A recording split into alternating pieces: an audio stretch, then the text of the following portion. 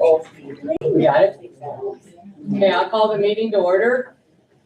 Christie, roll call, please. Jimmy? Here. Melanie? Here. Jay? Here. Bill? Here. We have a quorum. Jimmy, would you lead us in the pledge of allegiance, please? Pledge allegiance to the flag of the United States of America and to the republic for which it stands, one nation, under God, indivisible, with liberty and justice for all.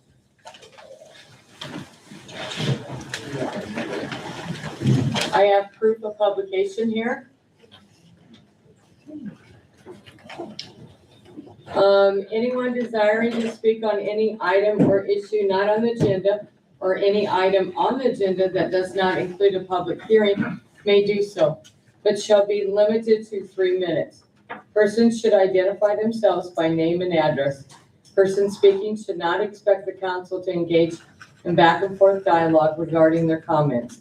Unless an agenda item includes a public hearing, no person may speak during the business portion of the meeting provided. However, persons speaking during a public hearing are limited to between 5 and 20 minutes. The public is advised that a copy of the Open Meeting Act is located on the north wall of the council chamber, and one copy of all reproducible written material to be discussed at this meeting is available for examination or copying. Is there anyone that would like to speak at this time? Yes. Not related to my agenda item, I promise. Real quick, one thing I wanted to note, luckily enough, I am on the. Tyler? Yes, Tyler Curtis, 223 East Gardner Street. Thank you, Linda. Thank you. Luckily, I am on the agenda for a different thing, but reading through it, I noticed the potential for ordinance 849, which involves, if no one's aware, the electric bikes being classified as mini bikes and being made illegal. While I 100% agree, today being noted as I was in Valley Shores and a kid rode by at about 40 on one of them, they are a legitimate problem. However, I do think making them fully illegal is kind of a heavy-handed approach to the issue. There's really nowhere that these kids can ride these things legally unless they have access to private land, which is becoming more and more scarce as the time goes on. And I think you should really think about a more nuanced approach to it, such as classifying them similar to the ATVs or the side-by-sides that are in town, abide by the street laws. I know it was noted on the Valley Police page that parents can be held liable for the kids if they're breaking the law. I think imposing a 20-mile-an-hour speed limit might be reasonable anywhere that they go. I don't want kids to get hurt just as much as anybody else, and I don't want to put adults in a precarious position when they're just trying to drive around and a mini bike goes by them at 40, but I do think flat out making them illegal is going to have a negative effect on the community in total, because the kids are not going to stop riding them. It will just make it a more serious issue. If we could just go with a more nuanced approach, I think that would be a better idea. Thank you. Thank you, Tyler. Yes, Tim? Go ahead.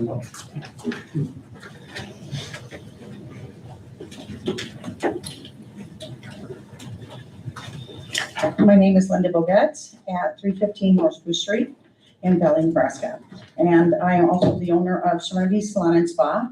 And so I'm here to invite the mayor and any city council members that would like to join us at our ribbon cutting and grand reopening of the Serenity Salon and Spa. And we have added a Japanese head spa.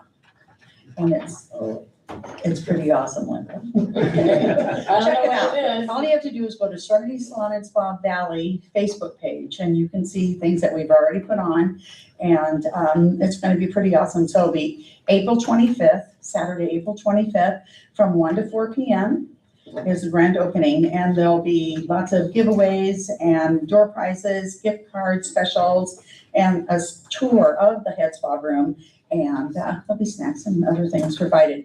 The Valley Waterloo Business Association will be coming and doing a ribbon cutting at 1 p.m. that day. Linda, I'm sorry, you said it's April 25th, from when?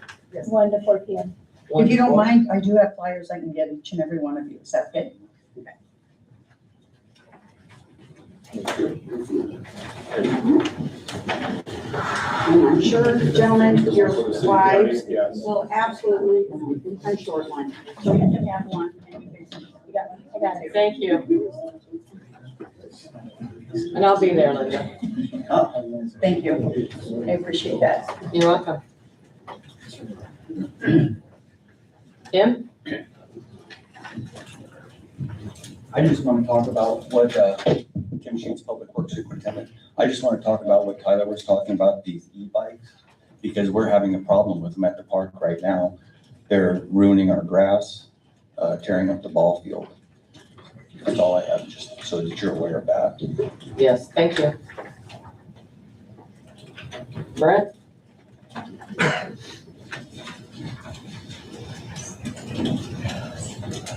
Brent Jason, 400 South Park Avenue. Most of you probably understand why I'm here, and I'm just refreshing that we still have a major issue going on Park Street, and this so-called engineer that had a plan, had a design, had something that's not come forward, and we're now what? I don't know, this was August that we had talked about this, and we're in a whole different timeline. And this winter, we sat there with a frozen puddle in front of my house. It's terrible. That whole street on the west side is an absolute disaster. Some of you council members I've talked to individually, and you guys have come down and seen it in person and know exactly what I'm talking about. That is a piss poor design, and I'm hoping that we find a damn resolution. We've got to find something, because what's going on is not working for anybody on the west side of town. So hopefully he's got something in order tonight. Thank you. Thank you. Anyone else?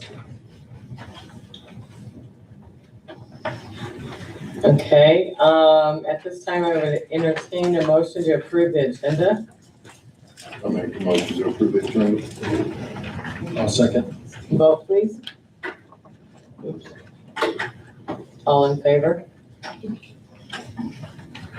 I would entertain a motion at this time to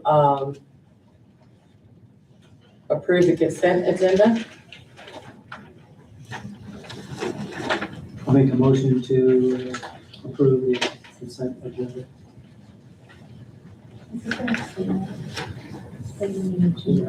Yeah, Okay, I will abstain from this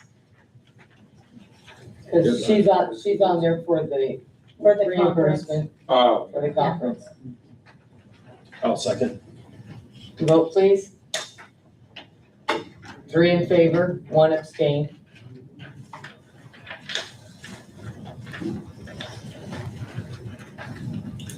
Okay. We're down to number 9, Cornhusker State Games and Triathlon, Eric Moser.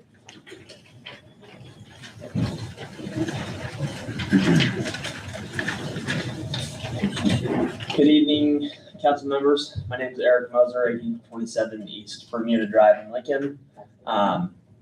Here to ask for consideration and approval to continue planning and conversations for the triathlon to be held, I believe, for its 4th year here in Valley. The date is July 12th. It's a Sunday, 6 a.m., and we usually have the roads open around 11 noon that same day. Area that's being affected is about 270th and Meigs, all the way down south to about 252nd and Pacific near West Shores, and they do a couple loops and then come on back to Mallard and onto the run. So just asking for, if we can come back, we enjoy it here. You notified residents along that route, or will be notifying them? Yep, so the last 3 years, I believe, we have stuffed flyers in people's door handles and under flower pots and all that with the course mats, course closings, who they can call. And it's usually just flag down a police officer. It's been pretty seamless. Is this the same route you've always said? Same route. Yeah. So next year we have some plans for maybe trying to go a little bit longer, but So the flyers go out on what date? the flyers usually go out on the Friday or Saturday before. Okay. Usually it's Friday. We've completed it by You then. don't want them out too early. Yeah. And then we'll also have message boards and coordinate that with Douglas County as well. So Okay.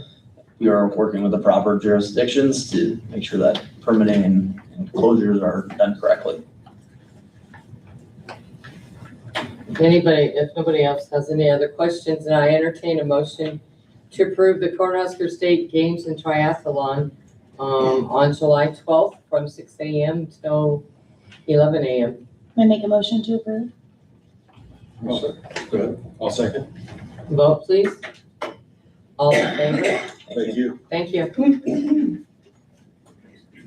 Number 9, Historical Society, Dave Williams. Thank you, Mayor. I'm going to apologize in advance. I have got a sinus infection and I might start coughing and I can't help it. So I'll do the best that I can. Anyway, good evening. I'm Dave Williams, President of the Valley Community Historical Society. Just a quick reminder to all the council members and the mayor that you're part of that history that we are working so hard to preserve just by serving in the roles that you're currently serving in. So I want to take a few minutes and just bring you up to date on what the society is working on. So I've been working with the city administrator, Mr. Gorman, building inspector, Mr. Evans, and city engineer, Mr. Perry, to see what our options are for creating more indoor and outdoor space at the museum. Based on those conversations, our board has voted to remove the existing Conjuring garage, and we have someone who's going to remove that for us. And then we're looking at building a new approximately 1,440 square foot building in its place. So we're not adding, we're just replacing, but we can go a little bit bigger. There had been some talk amongst us of maybe trying to connect the two buildings, the old building and this new building. But after meeting with Mr. Perry and Mr. Gorman and Mr. Evans recently, it sounds like we probably won't be able to afford that because of FEMA. There's just going to be too many things that are going to open up due to that. The board has also voted to move ahead with using the property the city has agreed to lease to us north of our existing property where the old horseshoe pit was, and put in a life-size outdoor mammoth. So one of the things that we're trying to capitalize on is the fact that our museum has quite a few mammoth teeth that were pumped out of the sand pits in the valley area.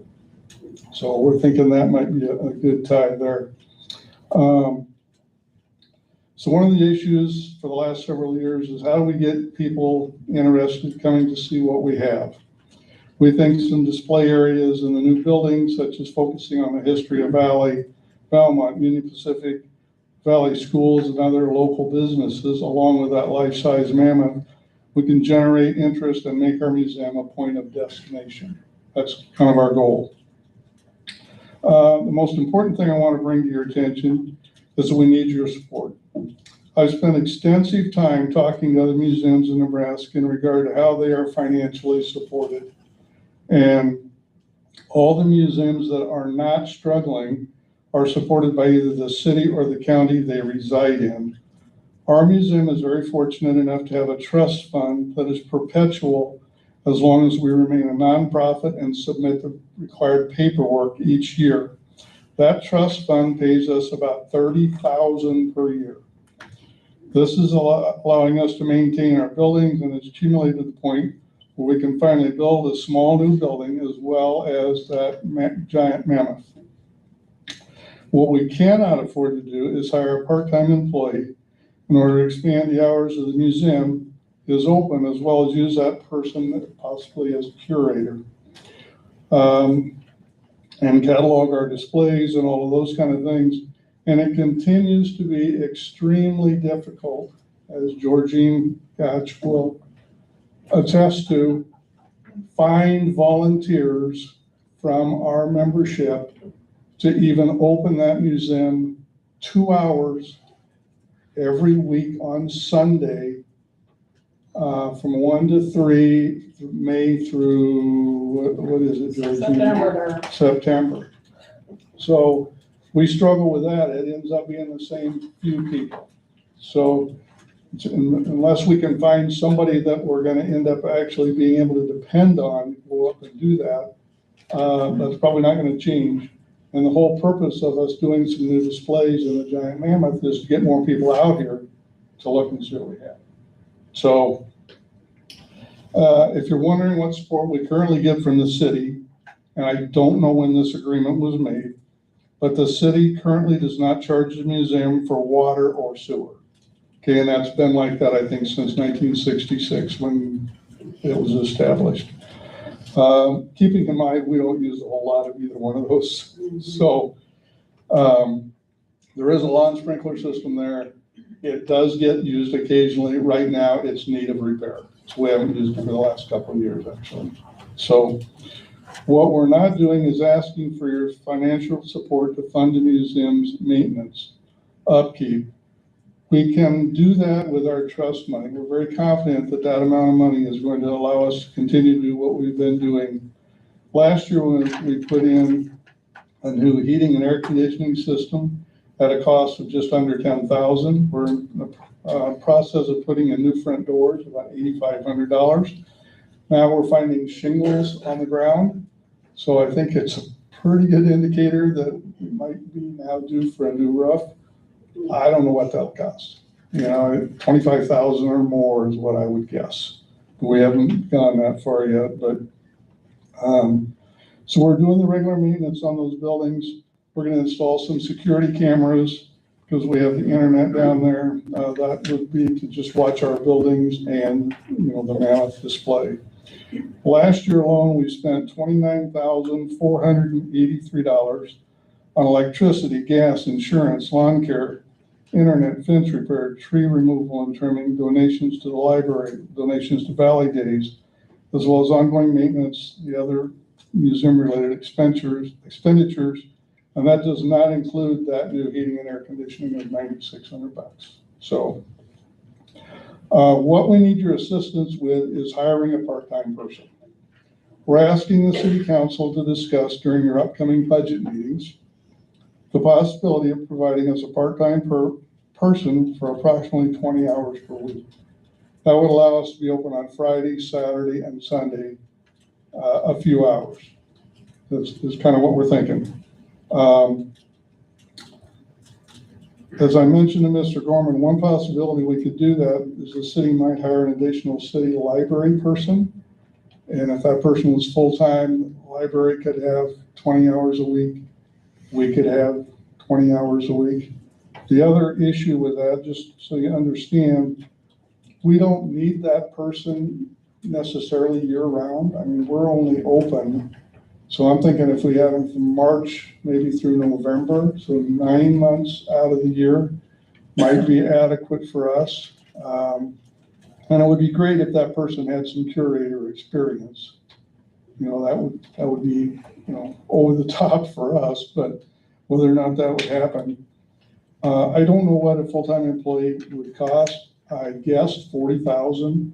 I don't know. So you'd be supporting the museum at approximately $20,000. But again, that's just a wild guess. I really don't know.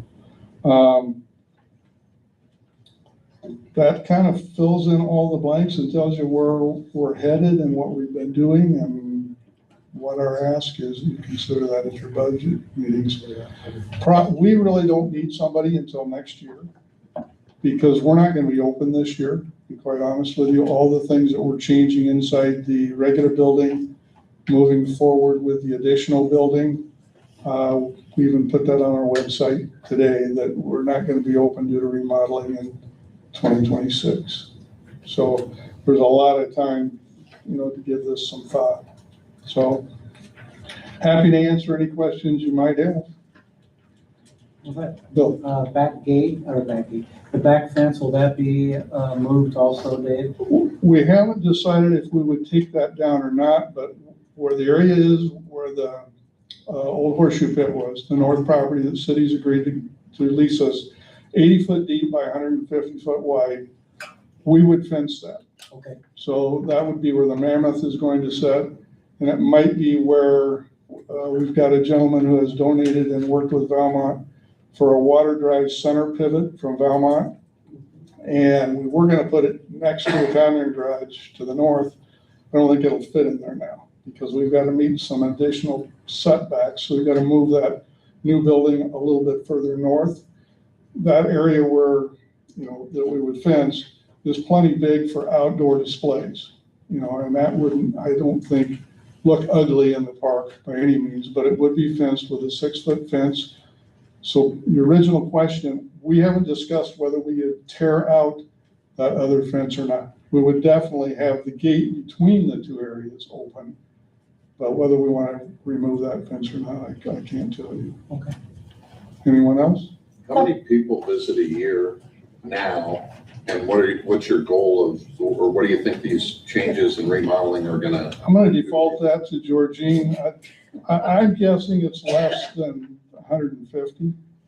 I would say in the last 5 years since we took it over, we've ballooned it. It used to be about 35.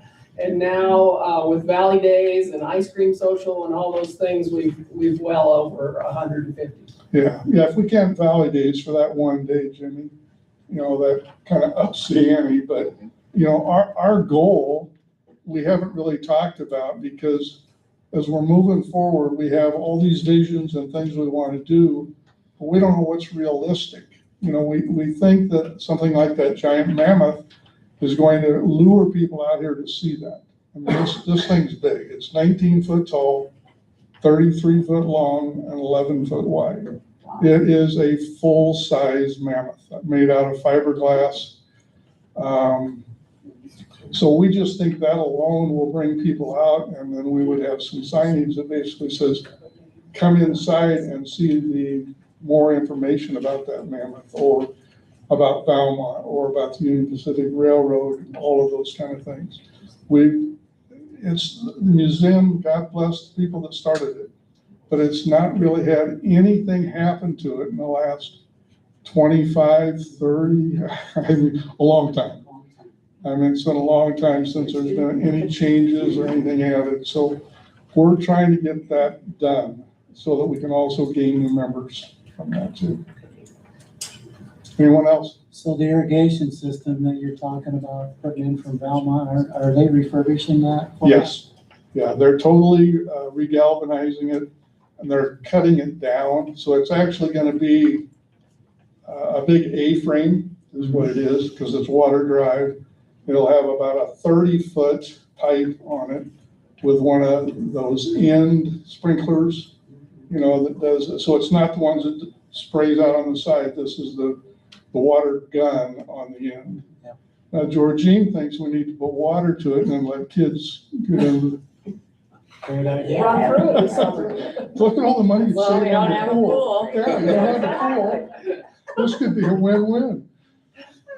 But, yeah, they're gonna make sure it's made nice, and they're also gonna pour a concrete pad to set it on so it doesn't sink over time into the ground. And that's all Valmont has offered to do. We have considered maybe on this new building, depending on how things lay out, we may also end up putting a mural on the side of that new building as we move forward with that. So that's what I got. I'm happy to show you what that mammoth looks like. It's a mammoth. That's a mammoth. We would love to be on the Nebraska passport, but you have to be open a certain amount of hours and give them a reason to stop, That's one of our goals too, Jimmy, get on that passport. But obviously, we'd have to have somebody there so the museum's open. Right. So, To meet the passport, is it 20 hours a week? to meet the passport, a lot of people do the passport on the weekends. Only do, yeah, mostly weekends. Yeah, mostly weekends. So we're thinking, Jake, if it's open 4 to 5 hours on Friday, 4 to 5 hours on Saturday, and then 4 to 5 hours on Sunday, or whatever that 20 hours might amount to. They've changed the requirements lately. When I started in 15, going to all the things, they had to be open Monday through Friday and all day, and now it's a lot of places we stop, they're not open, so you have to call them or whatever, And we're Yeah. open anytime anybody wants to look, but right now, don't come look. So there isn't by appointment, you can still won't be much to see right now, but down the road when we reopen next year, you know, if we don't have a part-time person, it's gonna be unfortunate, but it'd be kind of back to the Sundays and by appointment. So, that's why I said we're really hoping that you would support us in that way. And we're so fortunate that we have that trust fund that basically pays for everything else. So, Couple of questions for you. yes, In regards to the roof, is there insurance on that property that would assist with that? there is not. Okay. They will not insure that building anymore. It's 1894. And So, when you talk to other local museums, did any of them mention any like local, like statewide grant funding that they can tap into? no, they are all supported by either, I'll use Falls City as an example. The city of Falls City has a person that they share in their city office that actually works for the museum and then does that. And then they support the operation of the museum. I don't have that exact note in front of me, but let's just say $40,000 to $50,000 per year. The city does? The city does, yes. Now, if you look at Washington County Museum in Fort Calhoun, they just posted a position for a curator, and they're supported by the county. And that curator position, they advertised it at $50,000. Now, they already have a couple of other employees there. So a lot of these counties and some of the larger cities are supporting pretty much the main functions of those museums. Okay. And then just like one other question, I kind of talked to you about this, Georgine, like anything that you guys might need project-wise. It was just a thought that I had a while ago. Have we tapped into maybe looking at our local Boy Scouts for any projects for getting their Eagle Scout Award that they could help along with the museum? I don't think there's any Boy Scouts in Valley. Are they gone now? Yeah, I think so. They yeah, went the to- troop is gone. Yeah, Okay. right. The troopers went doing it. And I've contacted There the you go, school Norman. several times. I've contacted the school, different, teachers and stuff, and I hear back once and I never hear back again, and it's like, Yeah, it's kind of seasonal with the school, and they've got a lot of other stuff going on, so it hasn't worked out real well. But Okay. so, but one of the things, if, as we move forward and we're remodeling, just as a side note, as we're remodeling inside of the existing museum, we are going to visit with the industrial arts teacher at DC West and see if they may be able to build us some cabinets, some bookcases, those kind of things. Years and years and years ago, when I was on the council as the park board person, we had the Valley Public Schools industrial art teacher build those 12-foot picnic tables that are underneath the shelter. And the reason we did that is because they don't walk off. They're 12-foot long. The 8-footers probably be in the back of people's pickup and gone by now. But so there is some collaboration there that we're hoping we can maybe make happen. So, anyone else? Thank you. Thank you for your time. Thanks, Dave. Okay, number 10, library, Sammy. I'm a little bit shorter than Dave. There we go. Good evening, Sammy Stewart, Library Director. Just to talk to you today about summer reading. So the library is gearing up for summer reading 2026. Our theme for this year is Unearth a Story. So it's all dinosaurs, archaeology. We're going to work with the museum for their mammoth stuff, all kinds of fun stuff. But one of our biggest events of the summer is our annual summer reading kickoff party. This year, our kickoff party is going to be May 30th, and our theme is a block party. So we are going to have snow cones, we have a face painter coming, bubbles, outdoor games, all kinds of fun stuff. And I'm hoping that the council will again this year, like we've done in years past, agree to close 2nd Street on the side of the library there, just from Spruce Street to our little backyard fence. So it's not going to impact homes, it won't impact businesses, just so that the kids have some extra room to run around and I don't have to be as eagle-eyed making sure no one is in the street getting hit by a car. We're looking at having that street closed from 10 a.m. until 2 p.m. to give us plenty of time to set up and tear down and just let the kids have a nice fun time to kick off their summer. Any questions? Okay, I would entertain a motion of approval of closing Second Street from 10 a.m. to 2 p.m. on May 30th, 2026 for the library summer kickoff party. I make a motion to approve. Second. Vote, please. All in favor? Thank you very much. Our full summer calendar is live on the city's website for anyone who's interested. Thank you. All right, number 11, Cemetery Board, Kurt Muley.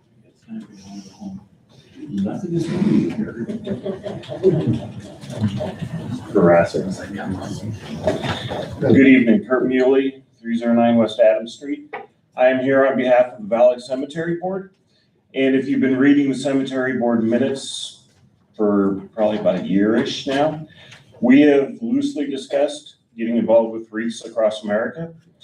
And one of the requirements to help us get there is to have approval by the governing body who controls the cemetery. Doesn't guarantee we're gonna get approved, but we need it. So that's what I'm looking for tonight. We still have a lot of hoops to jump through. Not sure we're gonna be approved yet this year, but we're working on it. If you're not familiar with wreaths across America, it's wreaths that are placed on veterans' graves. It started in the Arlington National Cemetery and is branched out. And now private cemeteries are allowed to get involved in it too. We have about, I think it's about 50 veterans buried out there. And so we would get 50 wreaths. So I would like approval for us to keep moving towards that. Okay. And just so you know, here's the requirements. Are the wreaths year-round then, or? No, they would be placed, it's the second or third Saturday of December, and then they're removed after Christmas. They're live wreaths. They're made out of balsa, and they're made in Maine, I believe. And it started as a wreath or a Christmas tree company, had a bunch of trees left over, and so they made wreaths and donated them to Arlington. And it has just kind of exploded from there. Do they do anything for like Memorial Day? No. I mean, they have year-round education. They actually have a semi that comes around and does education for veterans, and I've seen pictures of the semi, but I don't know exactly what they do. But if we were to get involved, my goal would be to maybe invite them to come and do a presentation in Valley. There's only a handful of cemeteries other than the national cemeteries in Nebraska that are approved for this. And so just add to it. There's a few logistical things, if we have snow this deep out there to find the veterans' graves, might be a little challenging. A veteran cemetery, they all get wreaths. Here it would just be the veterans that are gonna get the wreaths. So got a few things to figure out if there's that white stuff around that time. And there's a mandatory ceremony that goes along with it. It's 11 o'clock local time every, like I said, second or third Saturday of December. And we would be mandated to do the ceremony then too.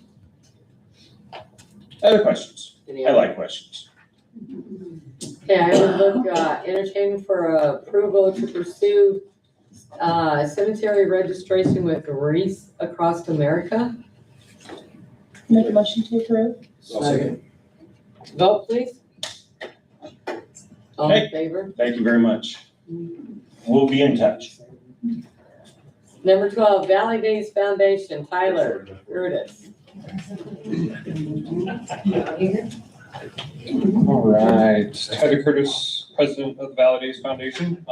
As you may or may not be aware, the old board stepped down and a completely new board top to bottom is now in place at Valley Days. We had kind of a lucky benefit last year. Most of the event activities on that Saturday got canceled due to the major weather storm, which left a fair amount of money for this year in Valley Days, which has been a blessing for us. Because most of the board has not been involved in prior 501s. So a lot of fundraising, a lot of teaching, a lot of learning going on. We upped the Keno request fund from the previous amount, which was $5,000 up to $7,500. I mean, there's a whole list of factors that go into that. I think the original request based off my research was in 2018, and you guys have been consistent across that since 2018.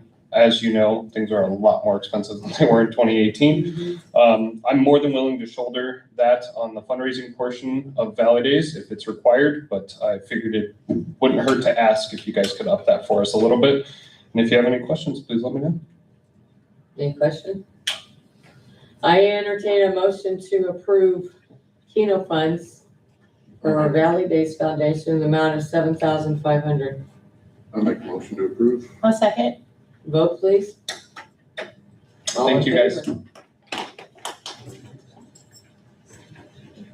Number 13, Water Advisory Committee. I'll kind of just take the lead on this. up Okay. here. I've had some discussions with Mike and Christy in some meetings, so if they have anything to add, please do. But I think we first kind of start talking about this in January, I believe. Mine's kind of wrapped around it. Here's what we kind of came up with on what the committee will do. The Valley Municipal Water Advisory Committee is a group of committee members who provide advice and recommendations to the Valley City Council on water-related issues. The purpose would be to help ensure safe, reliable, and sustainable water for Valley residents, advise on water quality, conservation, infrastructure, and long-term planning, support public education about water use and conservation, and the duties of the committee.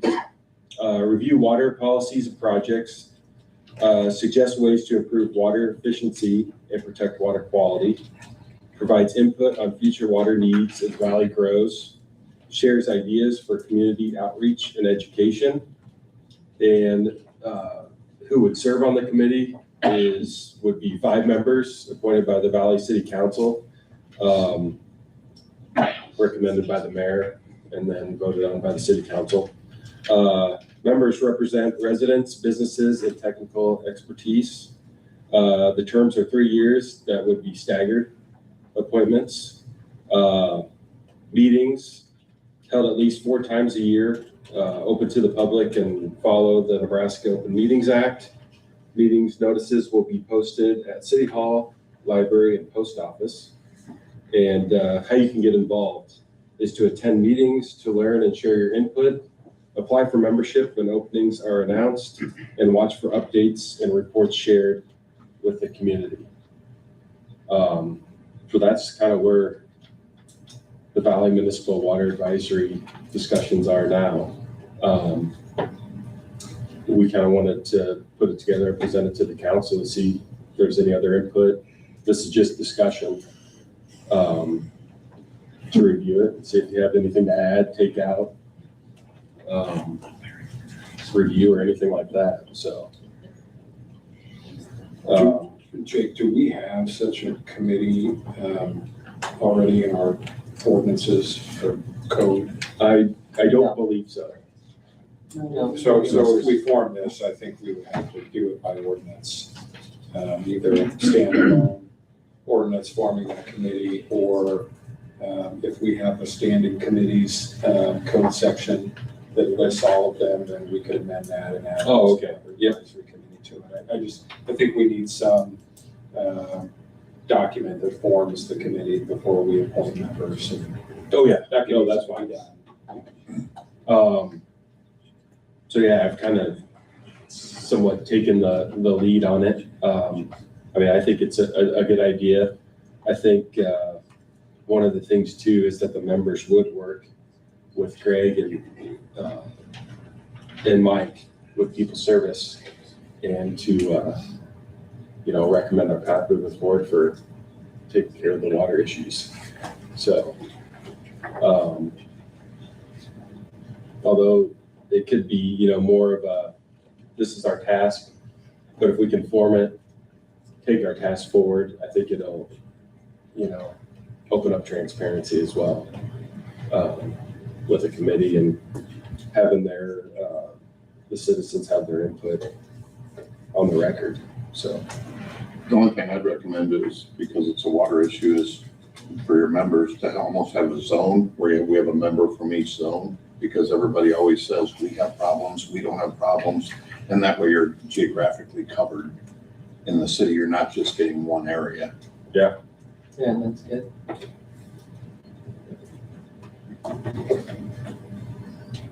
No, I think you did good. Is that something that's possible for zoning that? Like for areas? Yeah, I mean, that's something that would be written into the ordinance as far as the qualifications of the committee members. Okay. We could have one from each zone. We'd have to figure out what the zones are gonna be.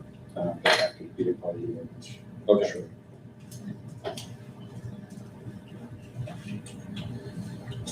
But thanks to Mike too. Mike's done actually a majority of the work. Well, thank you both for what you've done on this. And thanks for taking the lead. No, it was great working with everybody, Mike, Christie, everybody had great ideas, I think, and Well, I think it's something that we need to keep going on.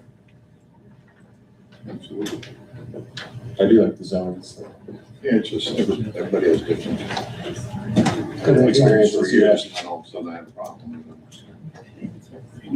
Great idea. it. It might be hard to get people to volunteer, so. It might be. Well, if you want to keep moving on it, we would keep it on the agenda, and then eventually we would need an action item as opposed to directly to draft an ordinance to bring to the council. Okay, That would be the next step. thank you. Do that. Do we want to do that? Yeah, Well, I don't know that you can, because it's Just not- for- it's on here for discussion, so. yeah, it's just You discussion. can So. sponsor it as an agenda item for the next. Then we can just, that is an agenda item for this. Okay. Thank you. Okay, number 14, Ginger Cove and Ginger Woods.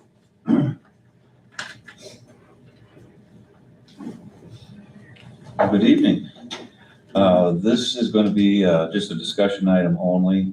You may recall back in February, you directed staff to meet with Ginger Woods and Ginger Cove to talk about finding a connection from Ginger Cove onto Ginger Woods Road that both of the areas could agree on.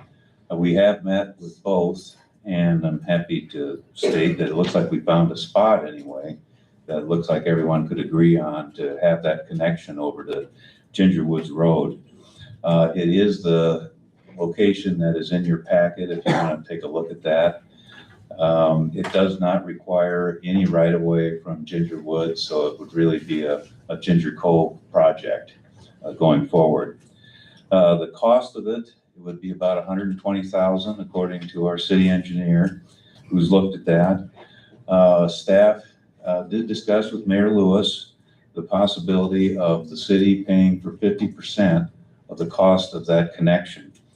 And what we really want to do tonight is get a sense of the council whether or not you agree with that. This isn't something you're voting on, just kind of let us know whether we're going down the right track. If the city did pay for 50%, then we would ask Ginger Cove to pay for the remaining 50% and also donate the right-of-way to construct the road. So I guess the question is paying 50% acceptable? If so, we will need to address it as part of our 2027 budget that's coming up here in September. And we will need a commitment from Ginger Cove that they would pay their half and provide the right-of-way. And Dave Coover from Ginger Cove, president of the HOA there, is here tonight, and I think he'd like to say a few words. Thanks, Mike. Hi, Dave Coover, 15 Ginger Cove Road, Valley, Nebraska. So yes, I'm not going to recap everything that Mike said. We did have some good discussions, and that's a lot farther than we've gotten in years past, so that's great. We also shared this information with several of our residents because we wanted to get feedback from them as well. And so there are 5 points that I'd like to share with you on their behalf. First of all, there are clearly some legal questions that we're going to have to face. For instance, do we as the HOA have the authority, legal authority to deed over right away or that land, give it away? I don't know. But we're willing to do that. We're willing to look into it. That's certainly the case. Several residents replied, as you can probably expect, that they already pay property taxes and sales taxes intended to fund infrastructure. Requiring private payments for public roads is effectively taxing us twice. It's not really a private improvement. It will function as a city road and a city right-of-way that will benefit residents, first responders, and the surrounding area. We definitely do embrace sharing the cost of the project. From our point of view, donating that land in a really, really nice spot in our meadows would certainly should be viewed as part of our sharing the process. And then obviously the other part would be the tax dollars that are used to fund it. I also want to reiterate that the genesis of this whole thing comes from a safety standpoint. The neighborhood roads are not just for residents, they're critical conduits for fire engines, ambulances, school buses, etc. And last, we understand that developers would be required, if it were a new development, would be required to pay for these types of projects in a new development. Mike pointed that out to us. But they would simply recoup, the cost of that through the SID or increasing the cost of lot prices or whatever. We don't have that opportunity in Ginger Cove. It was annexed many years ago along with this problem.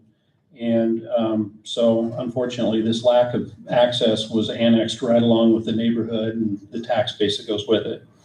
So to summarize, we really want to be good partners in this. We just ask that you not slam the door on us on this. We'll continue to work on it. We really want this for the neighborhood. There's $100 million worth of valuation assigned to our neighborhood. And the safety issues that we presented in February are real for a variety of reasons that we discussed then. EMS has been delayed, which has now contributed to actually loss of life.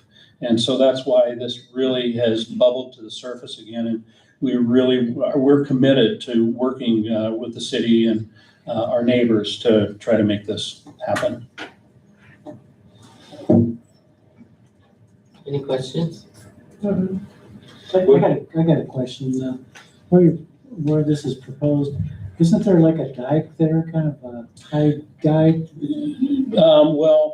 Yes, the entire lake is surrounded by a berm, but at that point, that's a pretty high point in the neighborhood.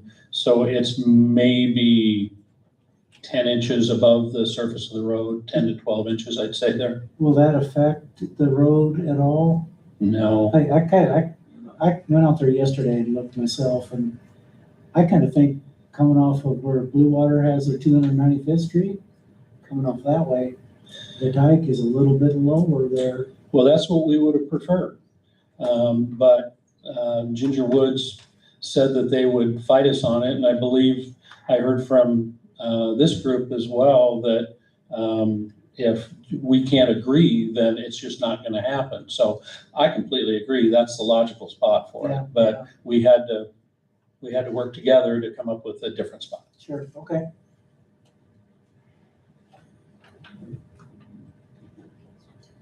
Any other questions? No. Can I just ask, where do we go from here? I think I'd like to hear more about, that's a lot for the city to take on, and I agree with you on tax dollars, and they don't plan on infrastructure, but I would start with what is the neighborhood willing to do? I know there's a need for it. Johnny Walker was a good friend of mine, and so we need to come up with something, but it's also expensive, but I believe for just the safety alone. We know this is going to take time, and we're not trying to ram this down anybody's throat. Let's plan for it, let's budget for it. If it takes 2 years, 3 years for that to happen, I don't know if there's a vehicle to set aside money like that for a project, that's fine.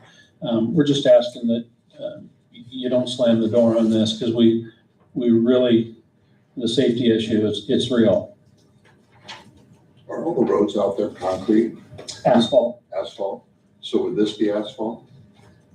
We originally just programmed it as concrete because it's easier to get that work done with more contractor availability.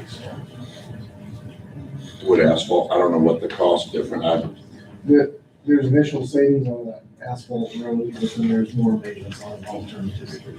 So,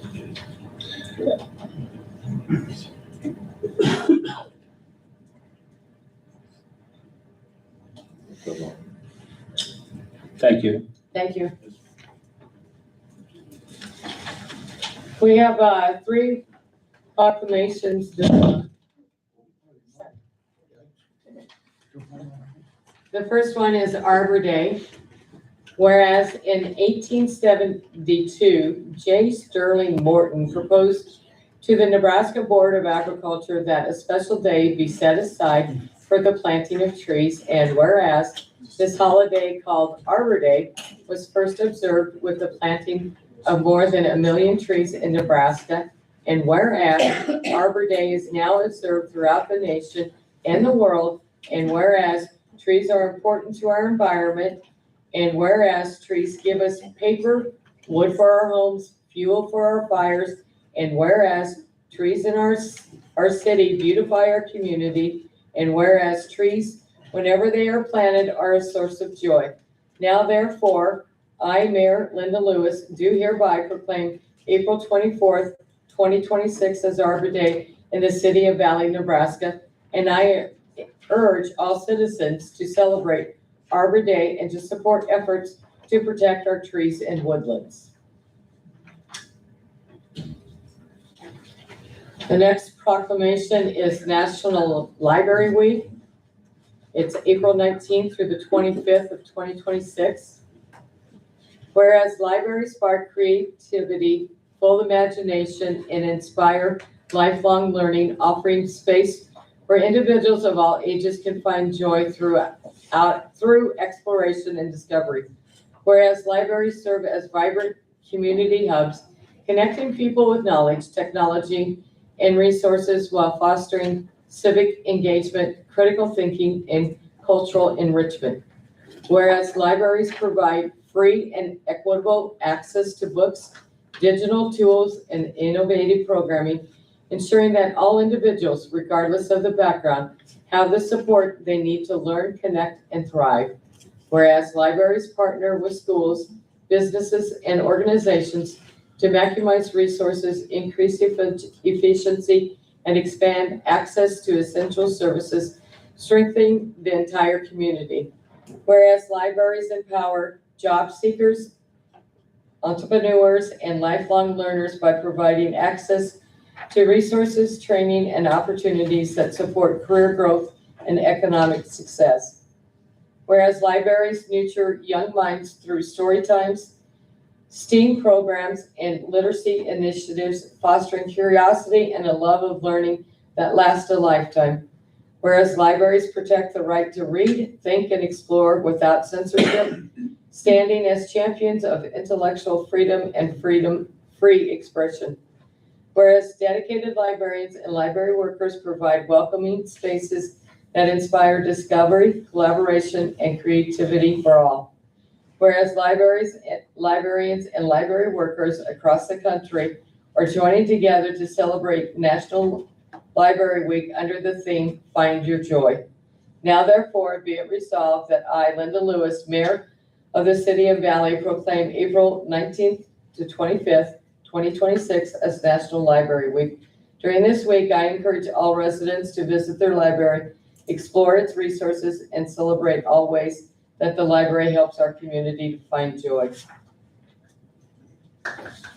And the last one is the 57th Annual Professional Municipal Clerks Week, May 3rd to May 9th, 2026. Whereas the Office of the Professional Municipal Clerk, a time-honored and vital part of local government, exists throughout the world, the Office of the Professional Municipal Clerk is the oldest among public servants. Whereas the Office of the Professional Municipal Clerk provides the professionalism link between the citizens, the local governing bodies and agencies of government and at other levels. Whereas professional municipal clerks have pledged to be ever mindful of their neutrality and impartiality, rendering equal service to all. Whereas the professional municipal clerks serve as the information center on functions of local government and community. Whereas professional municipal clerks continually strive to improve the administration of the affairs of the office of the professional municipality clerk through participation in education programs, seminars, workshops, and the annual meetings of their state, county, and international professional organizations. And whereas it is most appropriate that we recognize the accomplishments of the office of the professional municipal clerk. Now therefore, I, Linda Lewis, Mayor of City of Valley, do hereby recognize the week of May 3rd through May 9th, 2026 as Professional Municipal Clerks Week, and further extend appreciation to our professional municipal clerk, Christy Donnemeyer, and Deputy Clerk John Barnhart, and to all professional municipal clerks for all the vital services they perform and their exemplary dedication to the communities they represent.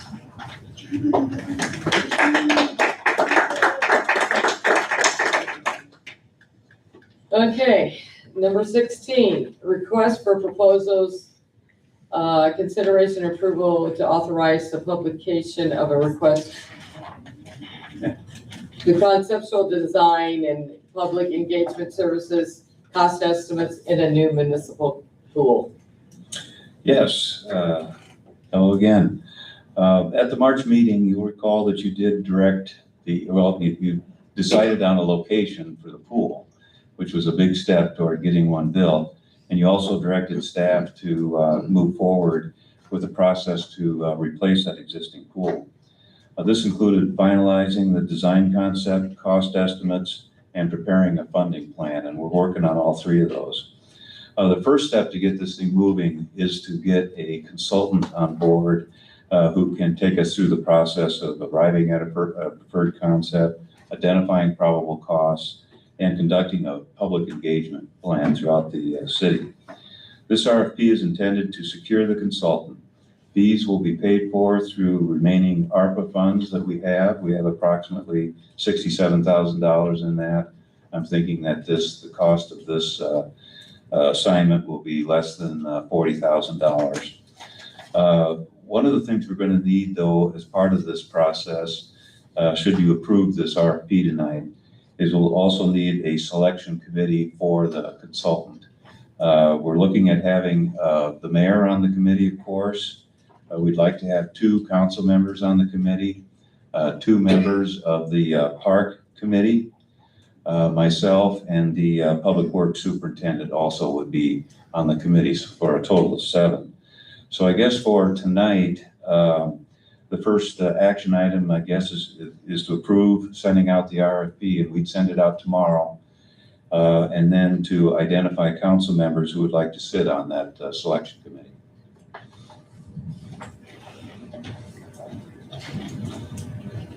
Happy to answer any questions. You would like to sit in on it. Well, I think you have to approve it first and then he'll. Is it okay to I'll make a motion to approve. I second. Vote, please. All in favor? Thank you. And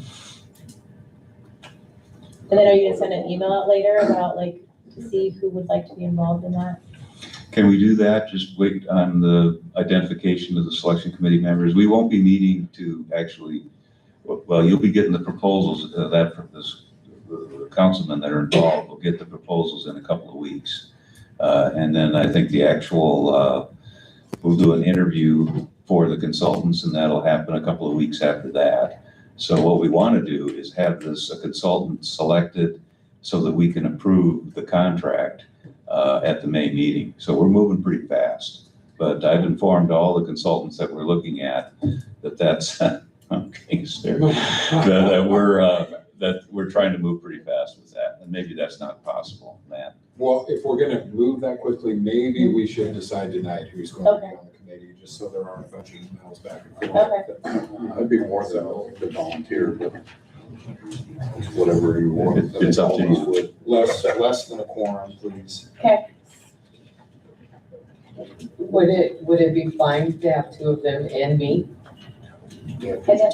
because that's not a quorum. Yes, I Because I'm think a so. different title. You're not required or you're not necessary to make a quorum in that Yeah. kind of setting, so I don't think that it would be a quorum. So Okay. you can have two and you. Okay. I'll volunteer. I'll volunteer, or whoever wants to. Bill and Jimmy?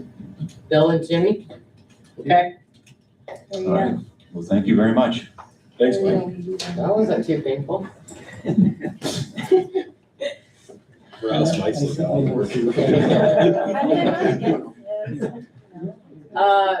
Building and zoning. Who's doing this? Well, this is. Oh, the interlocal. resolution for the interlocal, so I think I can probably handle this. Yes. So you have, in your packet, the interlocal agreement with the county for electrical and building inspections. This is the agreement that Spencer Luters in the county attorney's office has told me that the county board is prepared to approve probably as soon as next week, provided that I get our signature page to him by 2 p.m. tomorrow. So if you pass this resolution, then Mayor, you can sign it. And I think there's probably a signature for myself and Christie.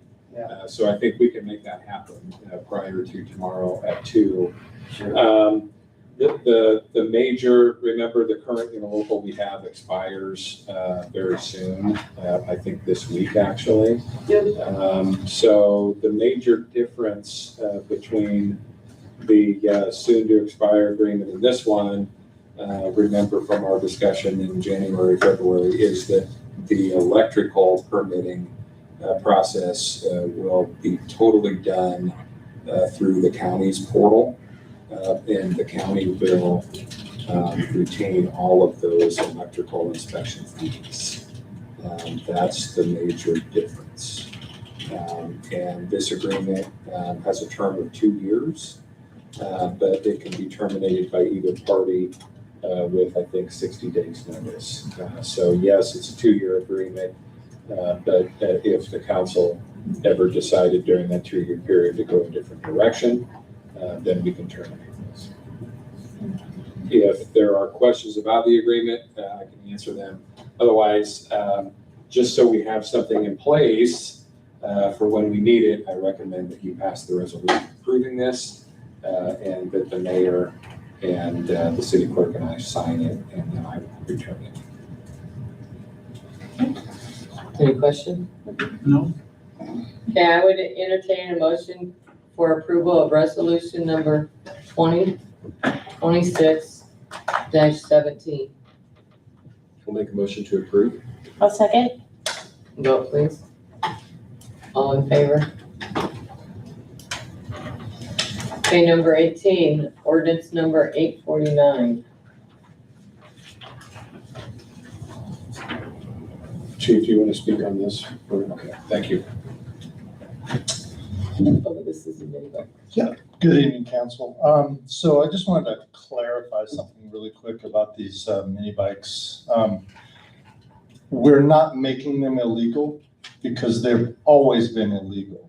All we're doing is adding the e-motorcycle, e-bike to our ordinance. So Mr. Tyler making his comment that we're making it illegal, they've always been. We're not changing that. States, and this is, our ordinance is, we write our ordinances off of state statute. So unless the council wants to go to Lincoln and stand in council chambers there and change state statute, I can use state statute to enforce the mini bike rules. The e-bikes and the e-motorcycles fall under the description of a mini bike, and that's how we were enforcing them before. The reason why I wanted to add e-motorcycle and e-bikes to it is because there's a lot of Google lawyers out there who want to play semantics with, well, it's not an e-motorcycle, it's a mini bike or this. So this way, we're more granular, we can enforce it. And I'm all about finding alternate ways for our kids to do things legally. And that would be something up to the council to put together if they wanted to build a place for them to go. The post that I put out about this a couple of days ago sparked a lot of good conversations and some really ridiculous comments. But I think that there's a conversation that needs to be had. But I will tell you, I don't think anybody up here on the council, probably nobody in this council chambers has ever done a death notification. And it's not fun. I've done plenty of them. And my job is to make sure we don't have to do those things. So I would highly recommend that we do not relent from keeping these bikes off of our streets. And it's not because I'm trying to be the fun police and keep kids from doing things. I'm trying to keep them safe. We had an incident at the school where a kid got hit by a car and he was on a kick scooter. Okay, and that should be our first warning that this is going to happen. No matter how much we try, if you have had any encounters with these e-motorcycles running around town, how many of them had helmets on? How many of them had any safety gear whatsoever on? Zero. They're not paying attention. They're just whipping around through town. Okay, and yes, there is a statute that we can and we will hold parents accountable. If this becomes, it was an issue over spring break. It was really nice and kids were just out everywhere. So I'm trying to keep them safe. I know it may not seem like that, but I will continue to do that. So that's what we're doing here. They've always been illegal. We're just adding the verbiage of e-motorcycle, e-bike into our ordinance just to cover those people who want to say, well, technically it's not. So I have a couple of questions on it. Sure. And it's a huge problem where I live, and I've just about had one hit me. Yep. And they don't go 20 miles an hour, they go 40 mile an hour. Yes, sir. But we were talking about the scooter. I mean, when I look at this, should we get more descriptive on what, I mean, can they ride an electric scooter that they're just standing on? Or does that fall under this? No, so this is specifically geared because the e-scooters, I believe we have a separate channel for them. This is we're attacking the issue, what we're seeing, and what we're seeing is the motorcycles. Yeah, it's crazy. It's really a problem. I haven't really seen a lot of the e-scooters around town, but the motorcycles are becoming a problem for sure. And if it is already illegal, then why are we doing this ordinance? We're not redoing anything. We're just adding the description. But if it's, I'm just asking. Sure. If it's illegal, why do we even need to add the description? For the simple fact that we want to be able to we want to be able to push back on the people who say, well, technically this isn't a mini bike, it's an e-motorcycle.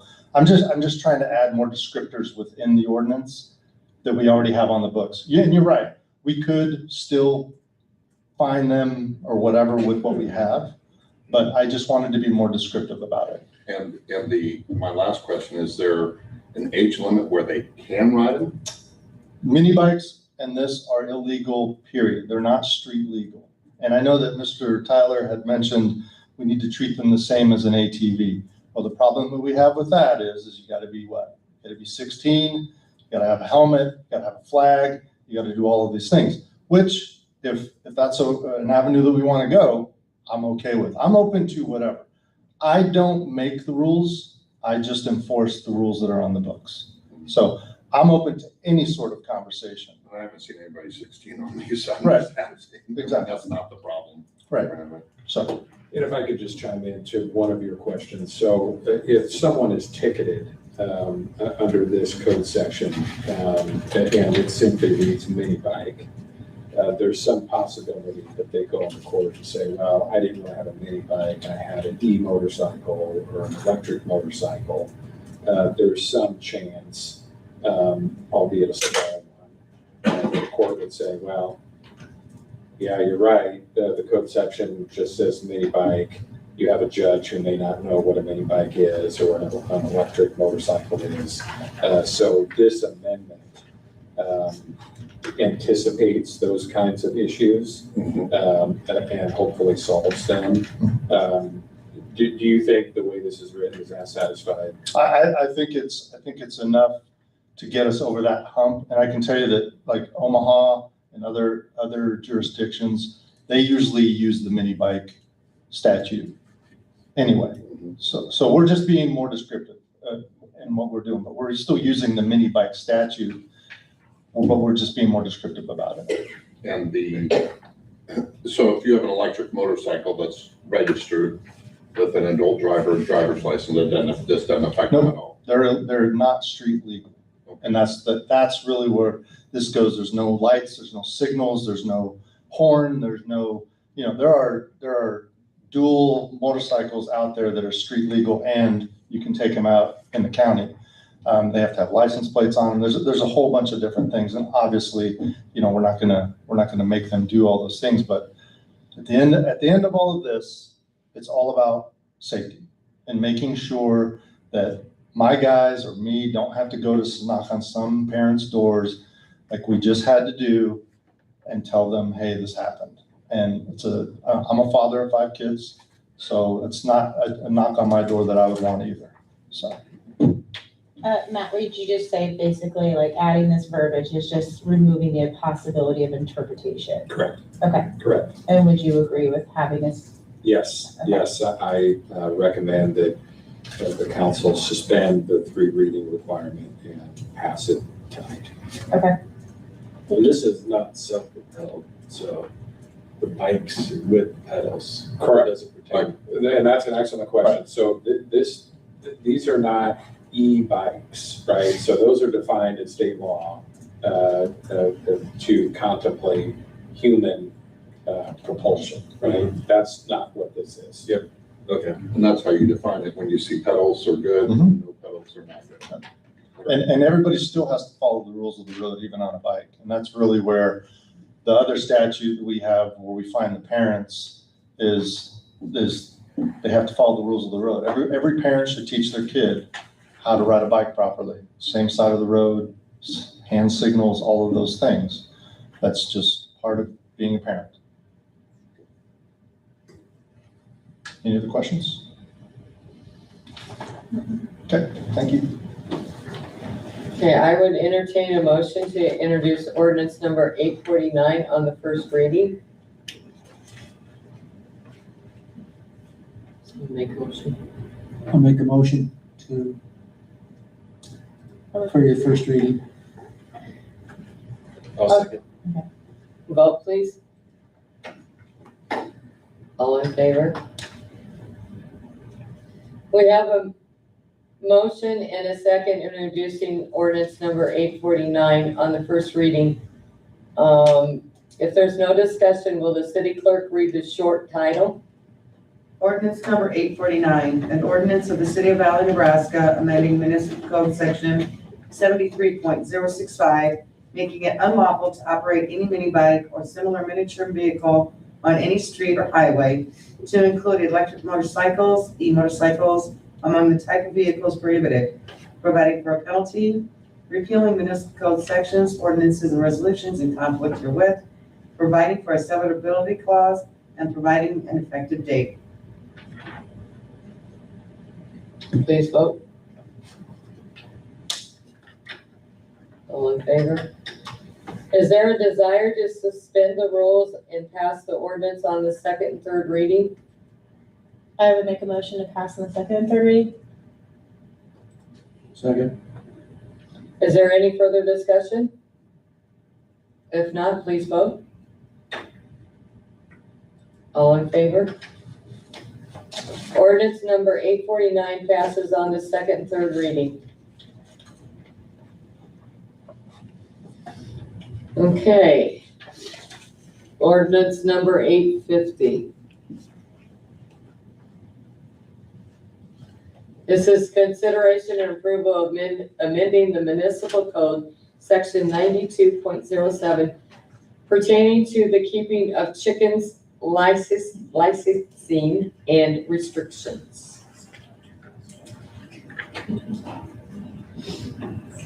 So what we're doing here is making the permit fee annual, which the current code section, the way I read it, it's just a $10 fee period. So this makes it clear that it's $10 annually, and the year runs with the dog licensing, so that the renewal is required on or before March 31 of each year. But it's one license for multiple chickens. Correct. Up to 6. Up to 6. I didn't think I'd vote on chickens tonight. I just wanna- All things are possible. Hens only. Yes, hens only. Hens only. Yeah, no roosters. Melanie? So just to clarify, because I've seen a few things that made me giggle, but if they have these chickens, they stay on your property, right? Like they're not Well, like, they're supposed they're to. just like roam the town? They're supposed to stay put Okay, on their property. okay. This is just. Right, and there's a provision in there, 92.07, subdivision D as in dog, it shall be unlawful for any person to permit or allow any chicken to run at large within the corporate limits of the city. Okay. And I don't know, have we had issues? I don't want to Have we had issues with, oh, really? Yeah. Rogue chickens? Yeah, I don't think it's quite as bad as Chickens on the it used to be. I want to have Bobby go catch them. Can you catch them? I'll take a bribe of a couple dozen eggs. Eggs are expensive. Okay, I would entertain a motion to introduce ordinance number 8. Which one is it? 850. On the first reading. I'll make a motion to approve on the first reading. I'll second the motion. Okay, we have a motion and a second introducing ordinance number 850 on the first reading. If there's no other discussion, will the city clerk read the short title? Ordinance number 850, an ordinance of the City of Valley, Nebraska, amending municipal code section 92.07 pertaining to the keeping of chickens, licensing and restrictions, to require annual licensing and an annual license fee, providing a penalty, repealing municipal code sections, ordinance and resolutions in conflict herewith, providing a severability clause, and providing an effective date. Please vote. All in favor? Is there a desire to suspend the rules and pass the ordinance on the second and third reading?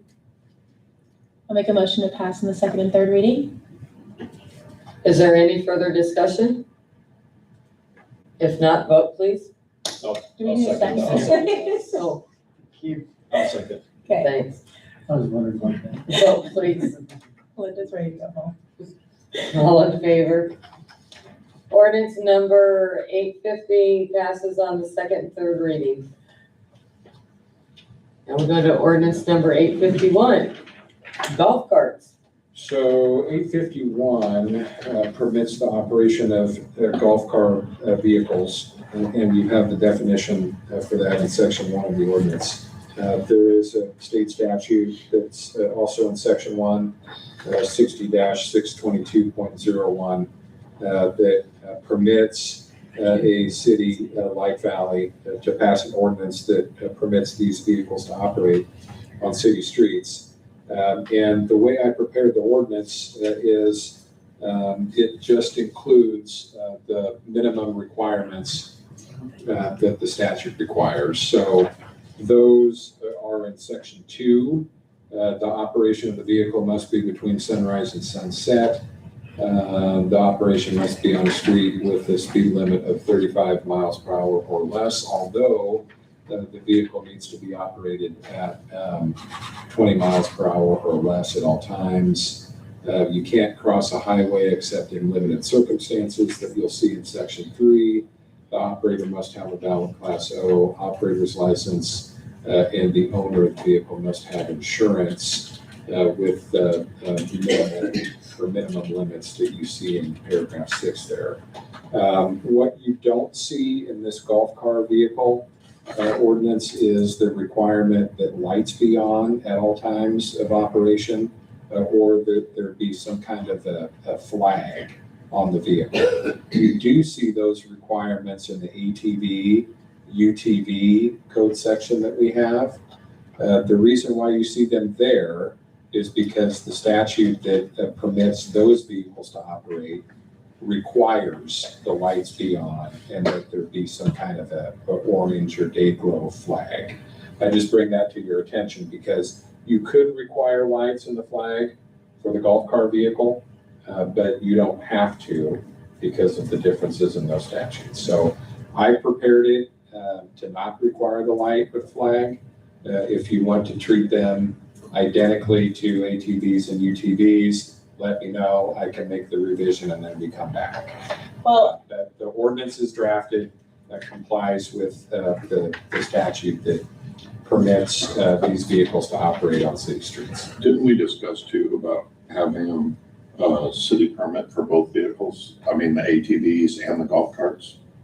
Were you not in that? I don't know. And the reason of the permit, like Arlington, they do it $25 a year, it's very minimal.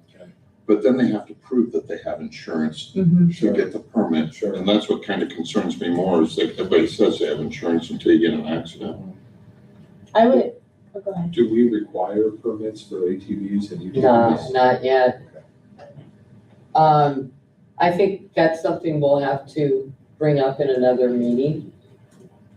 I don't think we can do it tonight. And there's some things we'd have to do on our end administrative to be able to do that, right? Christie?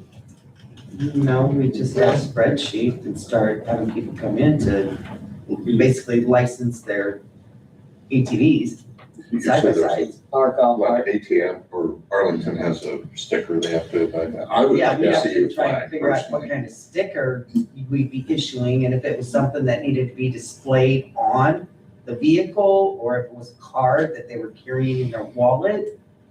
I mean, however you guys want to make this happen.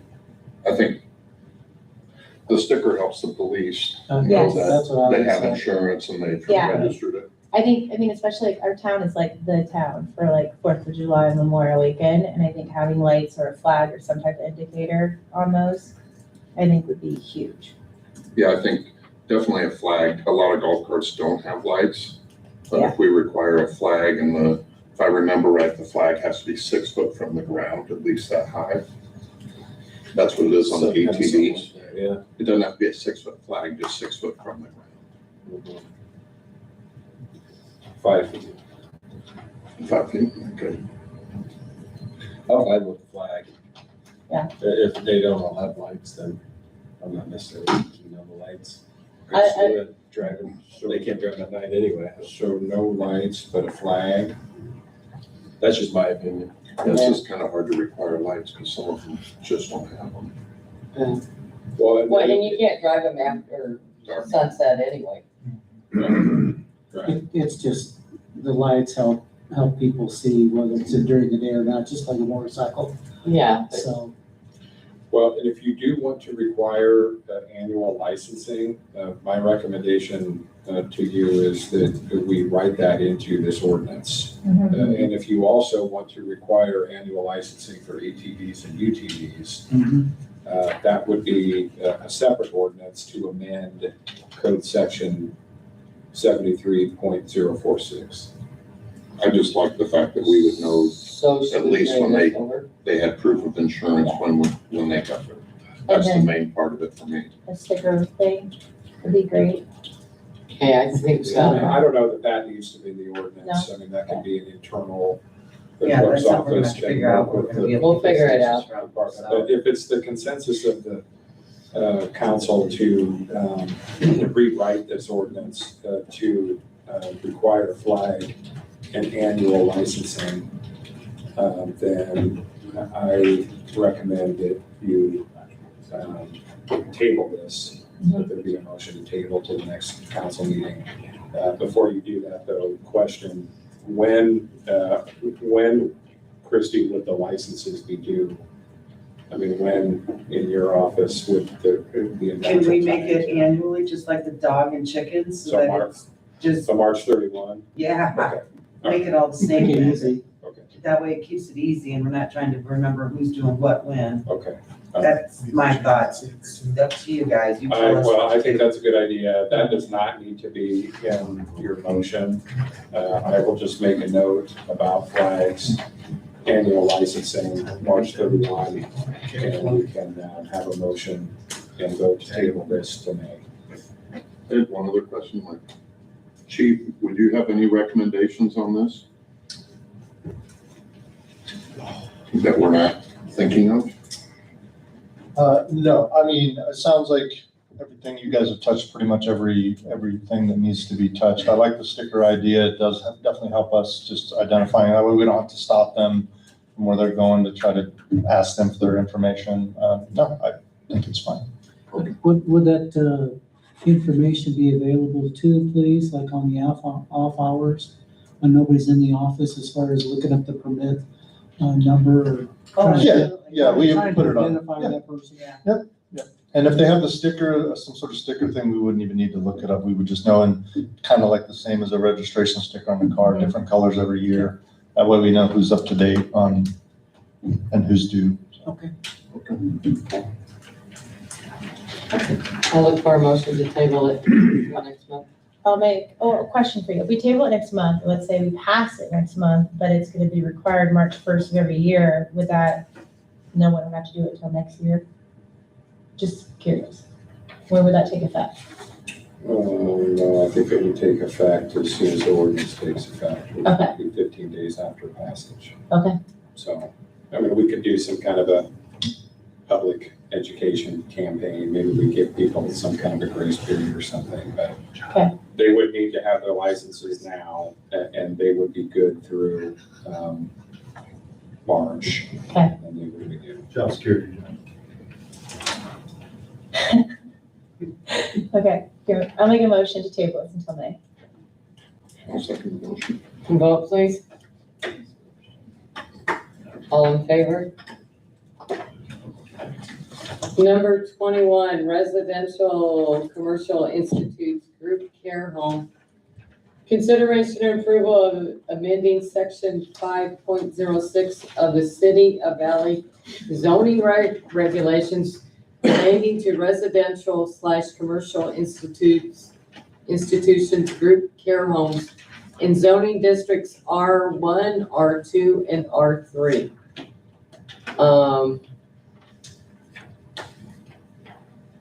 Who's speaking on this, Greg? I do know the planning commission has approved this. Just to have my presentation on that. Basically, this is a group home care item. We had a pre-application discussion with a subject property where this started from earlier this year. So basically, the request that we presented to planning commission to consider was to change the land use matrix for uses in the R1, R2 residential and R3 districts is to conditional use for all three of those. And the current matrix, I believe right now, it's just in R1 is an allowed use, and R2 and R3, it's not a permitted use. Basically, this group home here, like broad definition, is basically using, like a lot of these guys are using an existing house, converting it for a small intensity use of say 4 to 8 type patients, depending on the size, for in-home care on a small scale basis versus a larger, 40 bed type facility. So that's kind of what the difference is of these. I know that Bellevue and other places in the Omaha metropolitan have a couple different companies that are looking at doing these in different areas. So that's why we're just kind of getting ahead of it. That other project hasn't moved forward with anything yet, but that's what the proposal in this ordinance 852 is to change to allow it to be conditional use. That allows us for staff to look at parking requirements, or is the site size, or is there fencing, or is there any of those parameters that we can look at that are unique to this type of use can be assigned under the conditional use permit process. Any questions for me?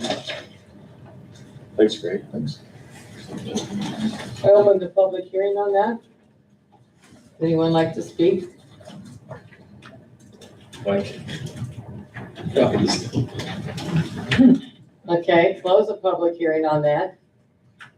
I would entertain a motion to introduce ordinance number 852 on the first reading. Make a motion to approve it on the first reading.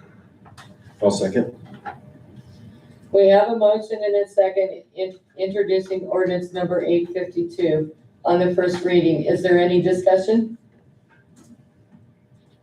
If there is no discussion, will the city clerk read the short title, please?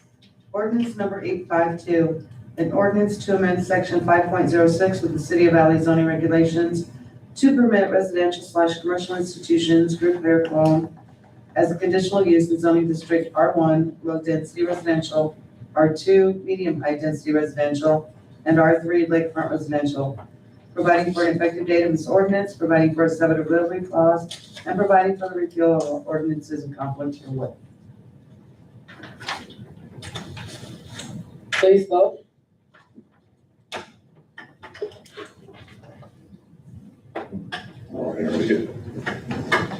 All in favor? Is there a desire to suspend the rules and pass the ordinance on the second and third reading? Make a motion to pass on the second and third reading. I'll second. Is there any further discussion? If not, vote please. All in favor? Ordinance number 852 passes on the second and third reading. City engineer. Good evening. Item A then, the water treatment plant update, Erickson's construction. Basically, they are making really good progress on that facility. Basically, all of the equipment's here except one small item that we'll talk to, I'll address here in just a second. And then really, we're looking to a mid-summer completion, substantial completion of the new plant. Again, once that's an official date, basically that meaning is that we can put that new plant into operation. And we do have a few maintenance items that we're going to do on the existing plant once the new one's up for operational and producing water for the community. So overall, again, progress is going really well. The building's basically closed. I think the doors are all on now, so you really can't go over and walk in there. Of course, we don't recommend that anyways because that is a construction site. But happy, I think Mike would touch on it too, having to take anybody on a tour if you guys are wanting to see this project under construction anytime. So there you go. But tonight we do have change order number 3 for an increase of $134,581.78. Basically, just to break that down, about $118,000 of that is a request that we made to the contractor to repaint the existing water plant. To our knowledge, it has not been painted since it went in 94. So it's something that's in need of some heavy maintenance and cleanup. This is epoxy paint. This is not like a wall paint, so it's different where they'll be doing hand tool sandblasting type measures to get pipes clean and rust off and stuff like that. And of course, when you're talking about a water plant that's highly humid, it does have a lot of strain on the existing block walls and pipes and stuff like that to produce the water. So that's basically the lion's share of that. Of the $134,000 number that I just mentioned is when we did the SRF loan amendment, that was January of a year ago. We actually carried about a $700,000 contingency line item just to make sure we captured anything and everything that would come up with the change order items from the contractor or anything else that from the city's water system project that would be eligible costs. They could be funded through the SRF with this loan. And so we did clear that with the SRF team with the state, so they are acknowledging that this is an eligible expense to the loan agreement that they would cover that as part of the loan and be reimbursed. So with that, I guess the rest of the other 18,000 are about 3 or 4 different small items that we've changed.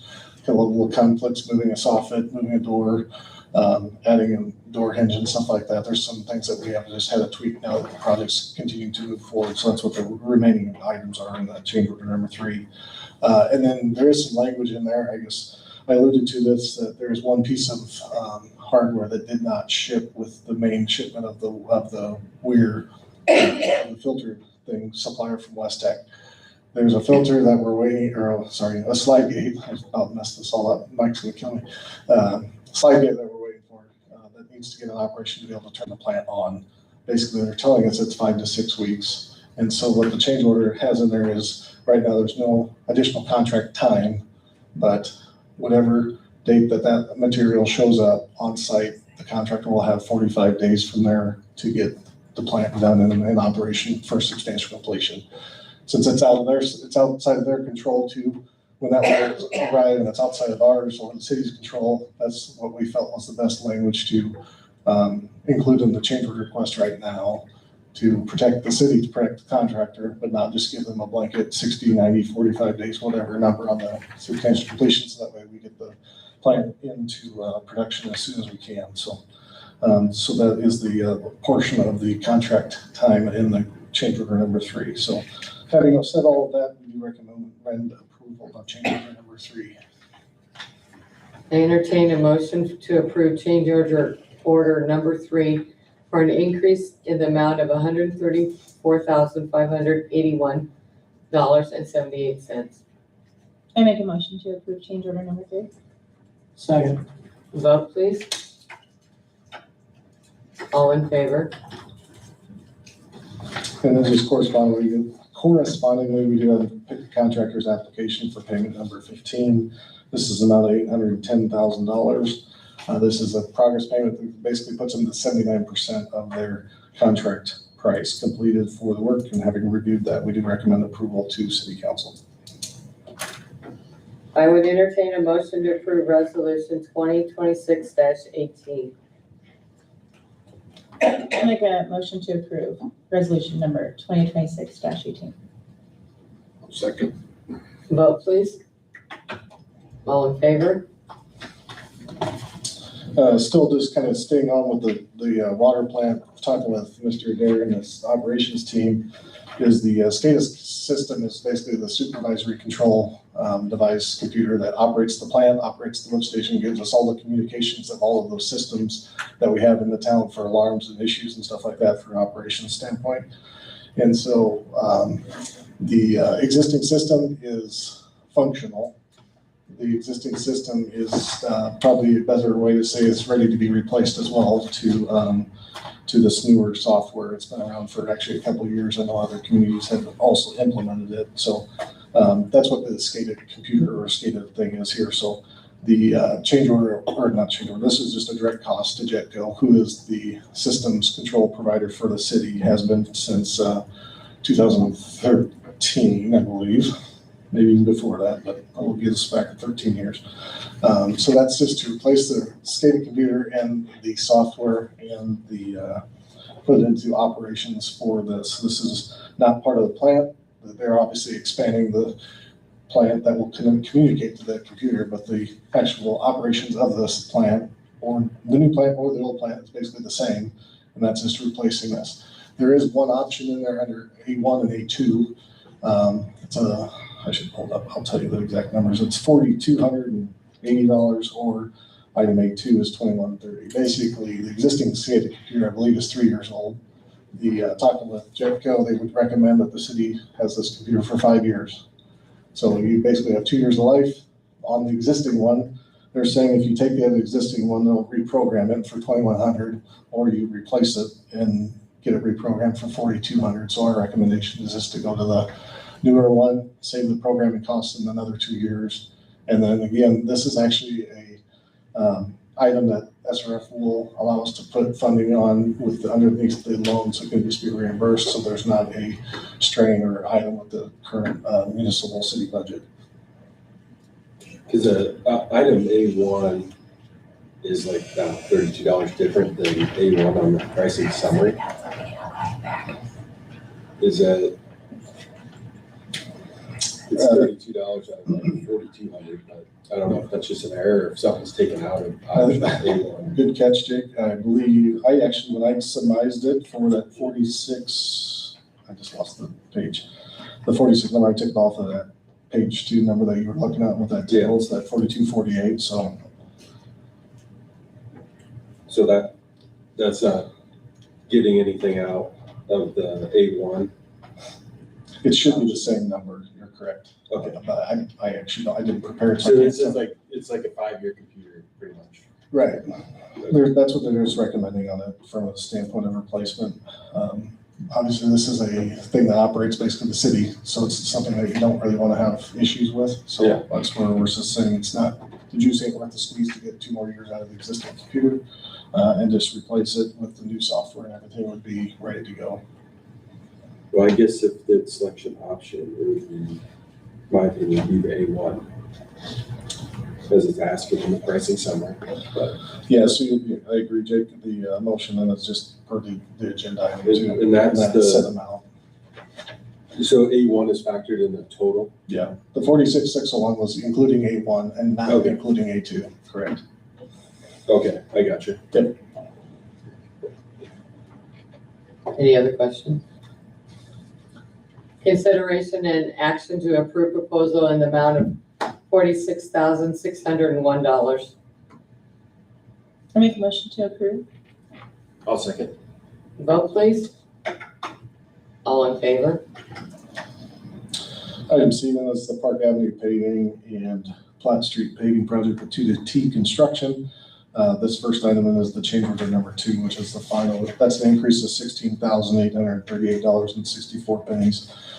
Basically, that's actually including, that's the adjustment of all the project quantities to date, but the lion's share of that was actually 2 more water main breaks that occurred last summer on Valley Street and Miggs Street near West Street. So that's what is sitting there. So having reviewed that, we do recommend approval of change order number 2. Couple of things. So this says Park Avenue and Platt Street paving improvements. Is this in regards to some of the things that we did last August? Or is this just the water main break? This is the contract for the concrete work, and then we put them under contract with a change order to repair all of the water main breaks from last spring, summer. I think the last one was in July. Would that be include the one off like Valley Street? Yeah. That was one, yeah, the Valley Street one at the railroad tracks and also Miggs Street. East or west of West Street there, next to the trailer court area. Where are we at on trying to fix Park Avenue? Hang on a second, I'm just looking at maybe Mayor, if we can. Well, this is work that's already been done for just the water mains, right? Correct. Okay. Yeah. Maybe Mayor, maybe we should just press pause and Christie might be able to help us too. Maybe we should jump down to 22E, the FY26 water main replacement project with Verba Construction, act on that, and then jump back up here to item C, if that's doable. I can make it work, so that I can. Okay. Okay, we're looking at 22E now.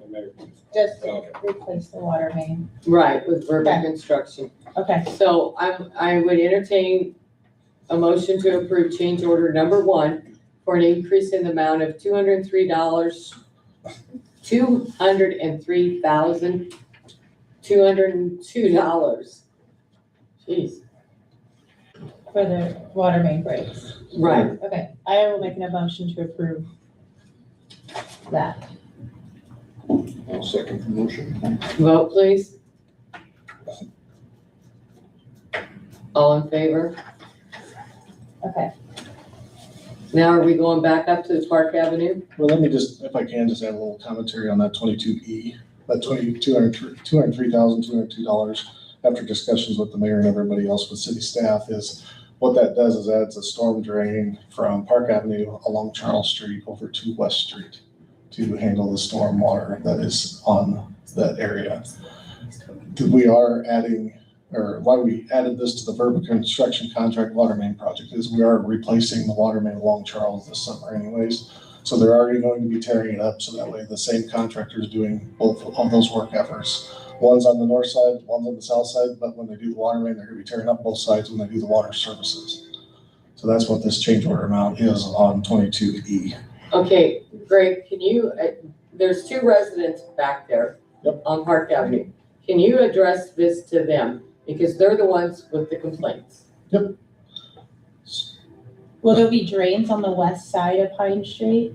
Park. Or park? Correct. Where the existing flume's at, we'll convert those to drains, and then we'll route a pipe from those locations onto the east side of Park, The east side. because the overhead power poles are in the way. And then we'll go down and collect those pipes into one pipe at Charles, and then we'll go east along Charles to West Street. And that'll divert the water that's going on the west side of Park Street? Because that's kind of where that's Yes. accumulating? Yes. There's water also that builds up, where the park entrance is. The guy that lives right on the corner there, his name's Gary. Who? There's no way that water's gonna drain. Say his name again for Gary, right there by the park where you At put. 204, across from the museum? Yes. Yeah. Yes. That drain would be one of the 3. So I'm not sure how that's gonna drain. We will, Clear to we will Charles. put pipe from there along Park Avenue down to Charles, and then Charles East along to West Street. There we go. Can you provide like some type of like imagery of this so Sure. that we can see what it looks like? Sure. Okay. So like on the west side of Park, that's where the water goes. And we're trying to transfer it to the east side, We're gonna put it into a pipe though underground. like on the side of the street or, Well, yeah, we're gonna, where the existing flume is at now, we will put a drain there, and then we will go underground piping it to West Street ultimately. So we'll have to dig up Park Street again to do that. Yes. So I guess for me, was this part of the original design intent? Like, did we just miss this? No. Okay. well, how much are we breaking up the street just for the piping? Okay, It'll be so it's not one panel wide type thing. Just depends on where the exact joints are at. Hopefully you break up the ones that have already broken. On the street? Oh, yeah, there's panels on the street that are already broken. I believe so, yeah. And then, Why do you say no? No, like you're putting a drain in my flume that kids are already playing in. And if you're already tearing Park Street up, why aren't you just tilting the road back to the east? Because right now the road is tilted to the west, so me and Jason's are taking on all the water. So if you're already tearing up Park Street, tilt the road to the east so that it flows to Charles Street. And it flows to Alexander. Like, why are you putting a drain on my property? Are these curb and gutter drains, or is it an area inlet on the end of the flume?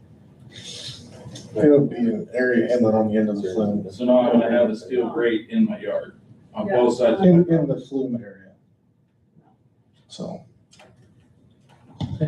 I truly believe that, the guy that lives by the park, where that water sits all the time, there needs to be a pipe that runs down Alexander to get to Southwest Street. Where you're talking in front of TC's and, I believe it's Lawson's place there, that needs to run down Charles. And the next street, there's a puddle that sits right in the intersection there that flows back into, I'm not sure, the guy that lives there, it's the Joyce Lewis's old house. Whittingham. That has to flow down that street too. So there's 3 different streets that need to take on this water that'll get it to Southwest. You're never gonna get all the water to go on one street.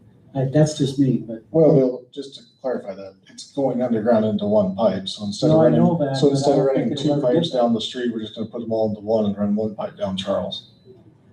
I don't think you'll ever get the water right by the park to flow that way. I just don't think it sits there all the time.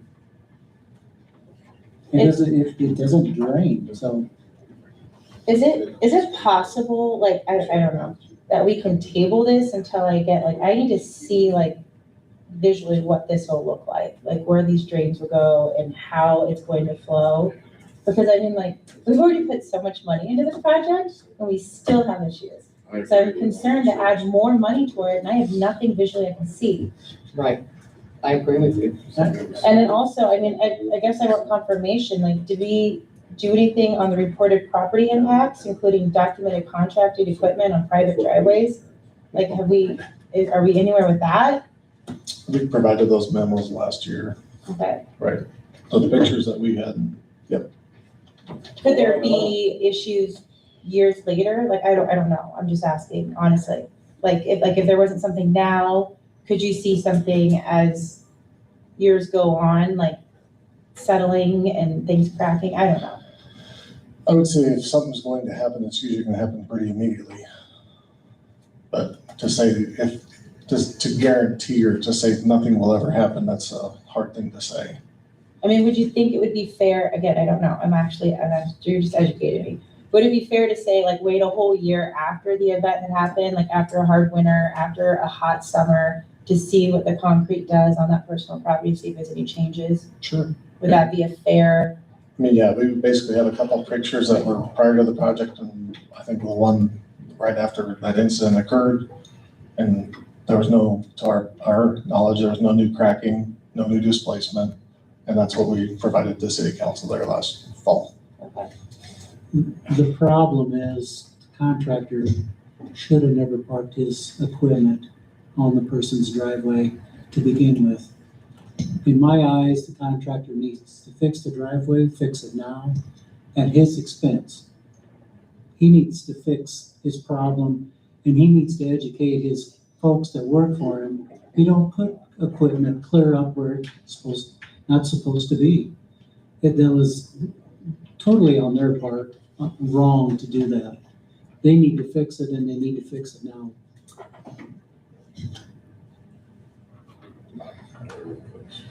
I think maybe offer a little bit more insight. Like, I think a visual would help me with the whole thing and the layout. I think, I know we voted on it, but I would offer to rescind my approval on it and table it for more discussion. Yeah, I would agree. Well, we need to get something resolved Well, I sometime agree. I soon, just, because these people are putting up with this, and they have been, ever since last year when that road was done. I just think there's some more discussion. I mean, I would like to get it done too, but I just don't know if this is the path that's. I'm not saying it's not the path. I just would like to see.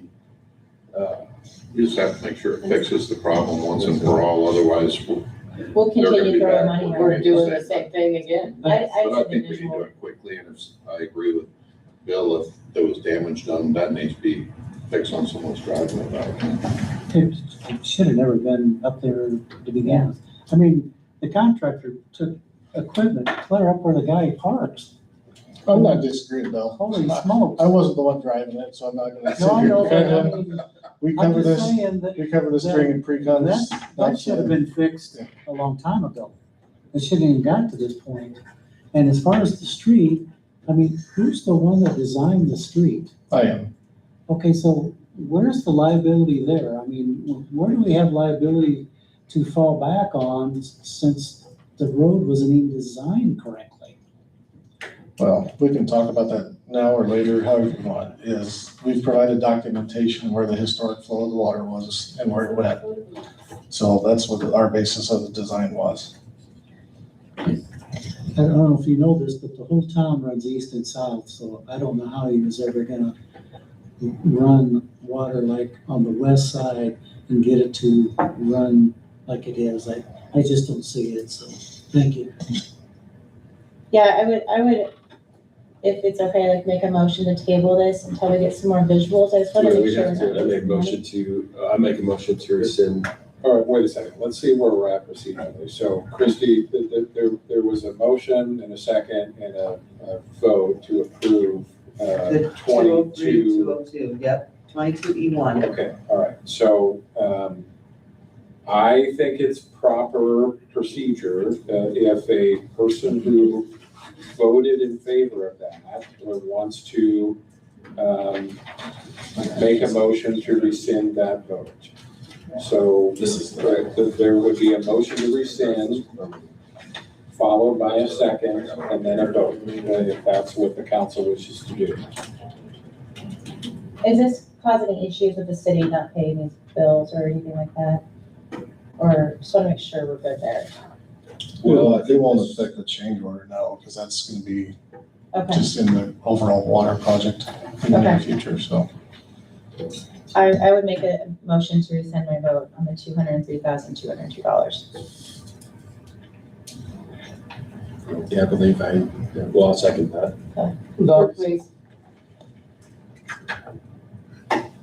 All in favor? So we did start on 22C, so we have talked about the change order number 2. Again, that's primarily for the water main replacement, just a- so. however, Brent council- and Courtney, we're going to discuss this more, and hopefully we'll have more answers for you by our May meeting. And I apologize about this. It's fine, it's nice to finally see some progress, that's all I'm asking. What are we gonna do with the city though, that the kids are playing in my flume? So when are we gonna put something around that? Because kids are playing in my flume. Tim, So- can you get something around it? I don't know where her flume is. I have a picture, I'll send it to you. I got one. I still have standing water, Right in now, the flume where full the of standing water and is, they're gonna be protection on it. skipping rocks, everything. If the kid plays in that and falls on my property, I will sue the city. I'm done with this. But the 400 South Park. All right, sorry, Greg, I didn't mean to interrupt. Basically then we have the change order Thank you, number 2, and then also pay up number 5, which is basically the retainage for that work that was performed for $8,960.55. That's basically the retainage on that contract. What number are we on? Mayor, 22C1 and C2. Okay. C1 and C2, okay.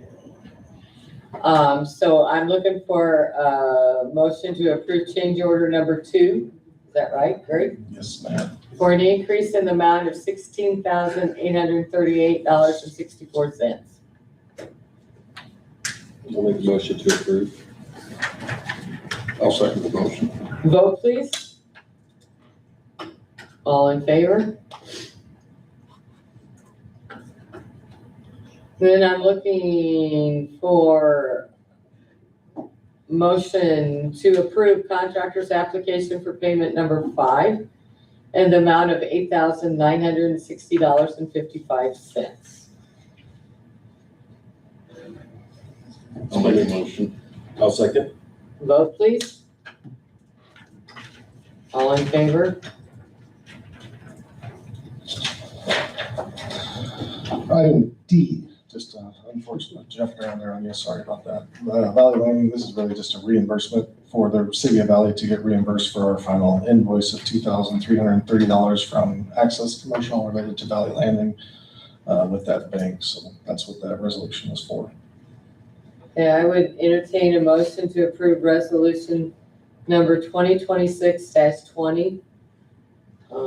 Reimbursement to the city of Valley for Eagle Engineering's invoice in the amount of $2,330. I'll make a motion to approve. A second. Vote please. All in favor? Item F then, jumping down to lift station and pump Yeah, we did replacements. E, right? Well, we tabled that, correct? Oh, okay, table that. Yep. This pump station replacement, this is Gingerwood's number 3. This was bid, I believe, in January. I don't have that date in front of me. Basically, the contractor has received the pumps for this project, and they're just requesting payment for the stored materials, less retainage in the amount of $23,400. So we do recommend approval of the payment to Verpa Construction on that set amount. I would entertain a motion to approve resolution number 2026-21 to approve contractor's application for pay number 1 in the amount of $23,400. I make a motion to approve. Second. Vote please. All in favor? Similarly, item G was lift station pump replacements. This is a different contract. So this was the Legacy Valley, aka Dairy Queen lift station. This is for pump placement. They have, again, received the pumps and just going to get them installed in the very near future, but it's for storage materials of $8,460 for that resolution 2026-22. I would entertain a motion to approve resolution 2026-22, contractor's application for payment number 1 in the amount of $8,460. Make a motion to approve? Second. Vote please. All in favor? Item H, really just a couple general things. We're working with Mike and Mike. Mike and Mike, it's a radio show, listen on Tuesday morning. God. We're in trouble. Basically working with them on some water implementation, water main replacement, overall planning of that project. So the goal right now is to have something presented for you guys at the June meeting. And then we are working with, after Champion Shores got approved there at the end of March, we are working with them on getting the utility package out to bid and get that. So hopefully we will have something for you to act on at the May 14th. I'm gonna space off on that meeting, next meeting, 12th, May 12th meeting. And also we are working on the Kettle Water Main Improvement Project with that SID as well. So that will be in the near future. That will not be on the next meeting. That'll probably be at the June meeting. So any other questions? Happy to answer those. Thank you. Thanks, Greg. Thank you.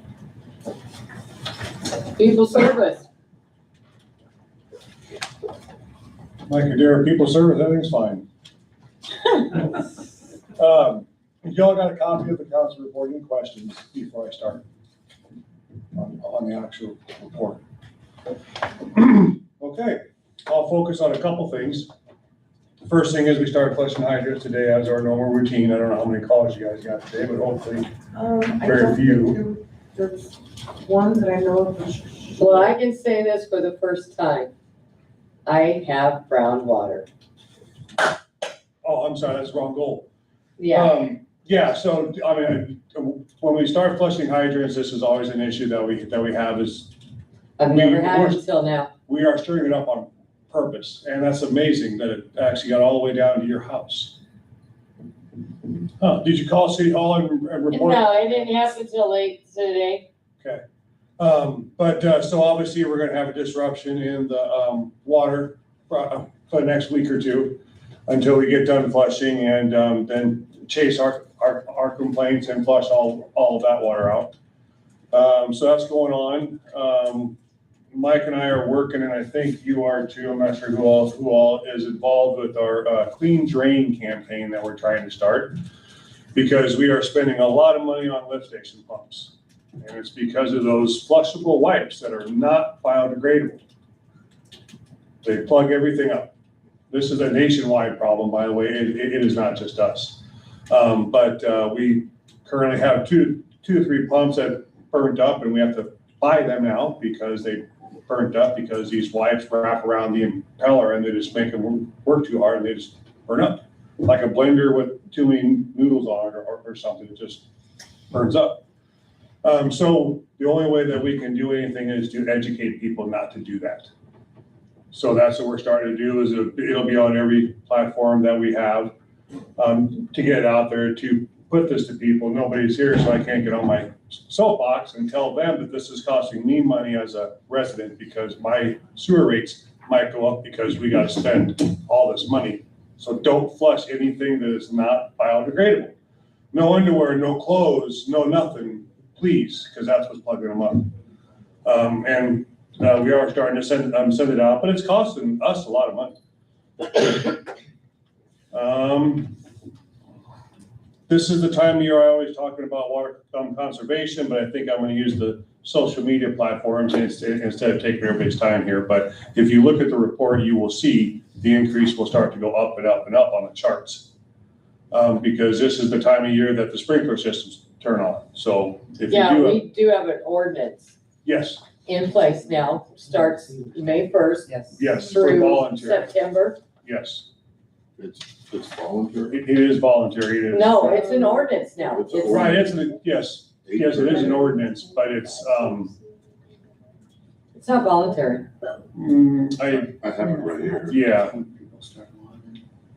There are no fines associated, anything else, No, if you no. don't do it. But there is an ordinance, an ordinance was passed, as the city of Omaha does, the city of Fremont does, all of them do this every single year. They ask people to alternate odd and even houses when you are watering, your yards. So there is an ordinance, for that, yes. But if our consumption goes up, groundwater increases, you've said that, because of all the irrigation, or, by running sprinklers, and we have an ordinance 838, why wouldn't we, if people aren't abiding by it, they get a warning, and then they get a small fine, if it helps everybody not have groundwater? There is not enough staff in the world to police that. One person would have to drive around town at certain times of the day and catch all these people and then issue tickets. That's just not possible. Or at least, I didn't know about this. Maybe we need to make sure the public knows about it. Yeah. We, every year a campaign is on social media. I stand up at every single council meeting and say this every single time. We'll So put it it is- out on the city's page and everything. too. Yeah, so it is communicated, but obviously we can't touch every single person. That's why we try to do this in a very professional way and use social media. And I stand up here and we put it on the webpage. We have things out here that people walk in. We're doing the best we can with what we have in order to reach the people. Okay. Trust me, I would love to go shut people's water off when I see the sprinklers going when it's raining out. I would do it in a minute. But I think that's all I really want to touch on as far as topics for tonight. Any questions or comments? Where are we at on the meters, on getting those, the people that need to have their meters replaced, or, because aren't we at like 90%? Yes, and we continue. We continue that struggle. We will never be at 100. How about getting closer to 100 then? It is a struggle every single month because wires break, MXUs go bad. It is a constant, it's a rolling thing. We will never be at 100. 90% to 95% is acceptable because of all of the malfunctions that happen every single time. We do continue to send those letters. We do continue to make appointments and continue to replace meters, yes. So are we, if somebody's not answering your letter or anything like that, are we shutting any water off? Yes. Because of that? Yes, oh yes. They get one certified letter after we try to make 3 contacts. Then they get a certified letter that have to contact us by a certain day. If they're not contacted by noon that day, we're shutting their water off until we replace that meter. Okay. So we are being very aggressive on that. Any other questions or comments? Chief?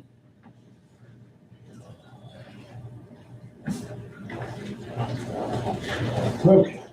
So I don't have anything for the police department, just in general, so if there's any questions, I put a thing in your packet for calls for service, nothing too big. But we are, my favorite part of my job is recognizing our officers for when they do phenomenal things. And most of you probably saw my Facebook post about we answered a fire call over next door here at Con Moore, and we're going to recognize Officer Jeff Woolman for his actions on Saturday. Yeah. Certificate of appreciation presented to Jeffrey Woolman for your exemplary dedication to the community on April 11th, 2026. Valley Police Officer Jeffrey Woolman was dispatched to 215 North Spruce Street for an active fire. Officer Woolman arrived on scene. He was met with an active fire on the stove. Officer Woolman ran to his patrol car and retrieved his fire extinguisher and was able to suppress the fire until fire department personnel arrived on scene to extinguish the flames. Officer Woolman's quick action prevented the fire from getting out of control and spreading into the ceiling, keeping the damage contained to the stove area. By preventing it to spread into the ceiling, Officer Woolman saved the neighboring businesses, including City Hall. Officer Woolman's professionalism exemplifies the highest standards of Valley Police Department. Your actions reflect credit upon yourself and the law enforcement profession. Presented by the City of Valley, Nebraska, April 14th, 2026. Congratulations.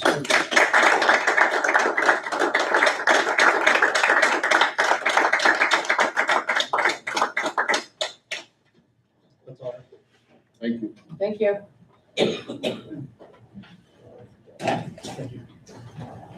City attorney. Oh, I think I've already said enough tonight. If there are questions, I'll take them. Otherwise, I'll turn it back over to the mayor. Okay, and the mayor's report, planning commission, there will not be an April meeting. The Twin Rivers YMCA annual dinner and auction is this Friday at 5:30 p.m. The city has a table. So, citywide cleanup day, April 18th is Saturday from 9 a.m. to 2 p.m. And the city cemetery cleanup day is April 26th from 9 a.m. to noon. I entertain a motion to adjourn. I make a motion to adjourn. Second. Vote, please. Thank you.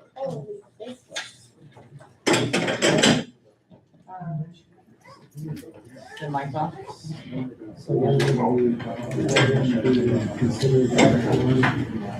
If you don't talk about city stuff, you're okay. Lock it out. So we don't, you're there for the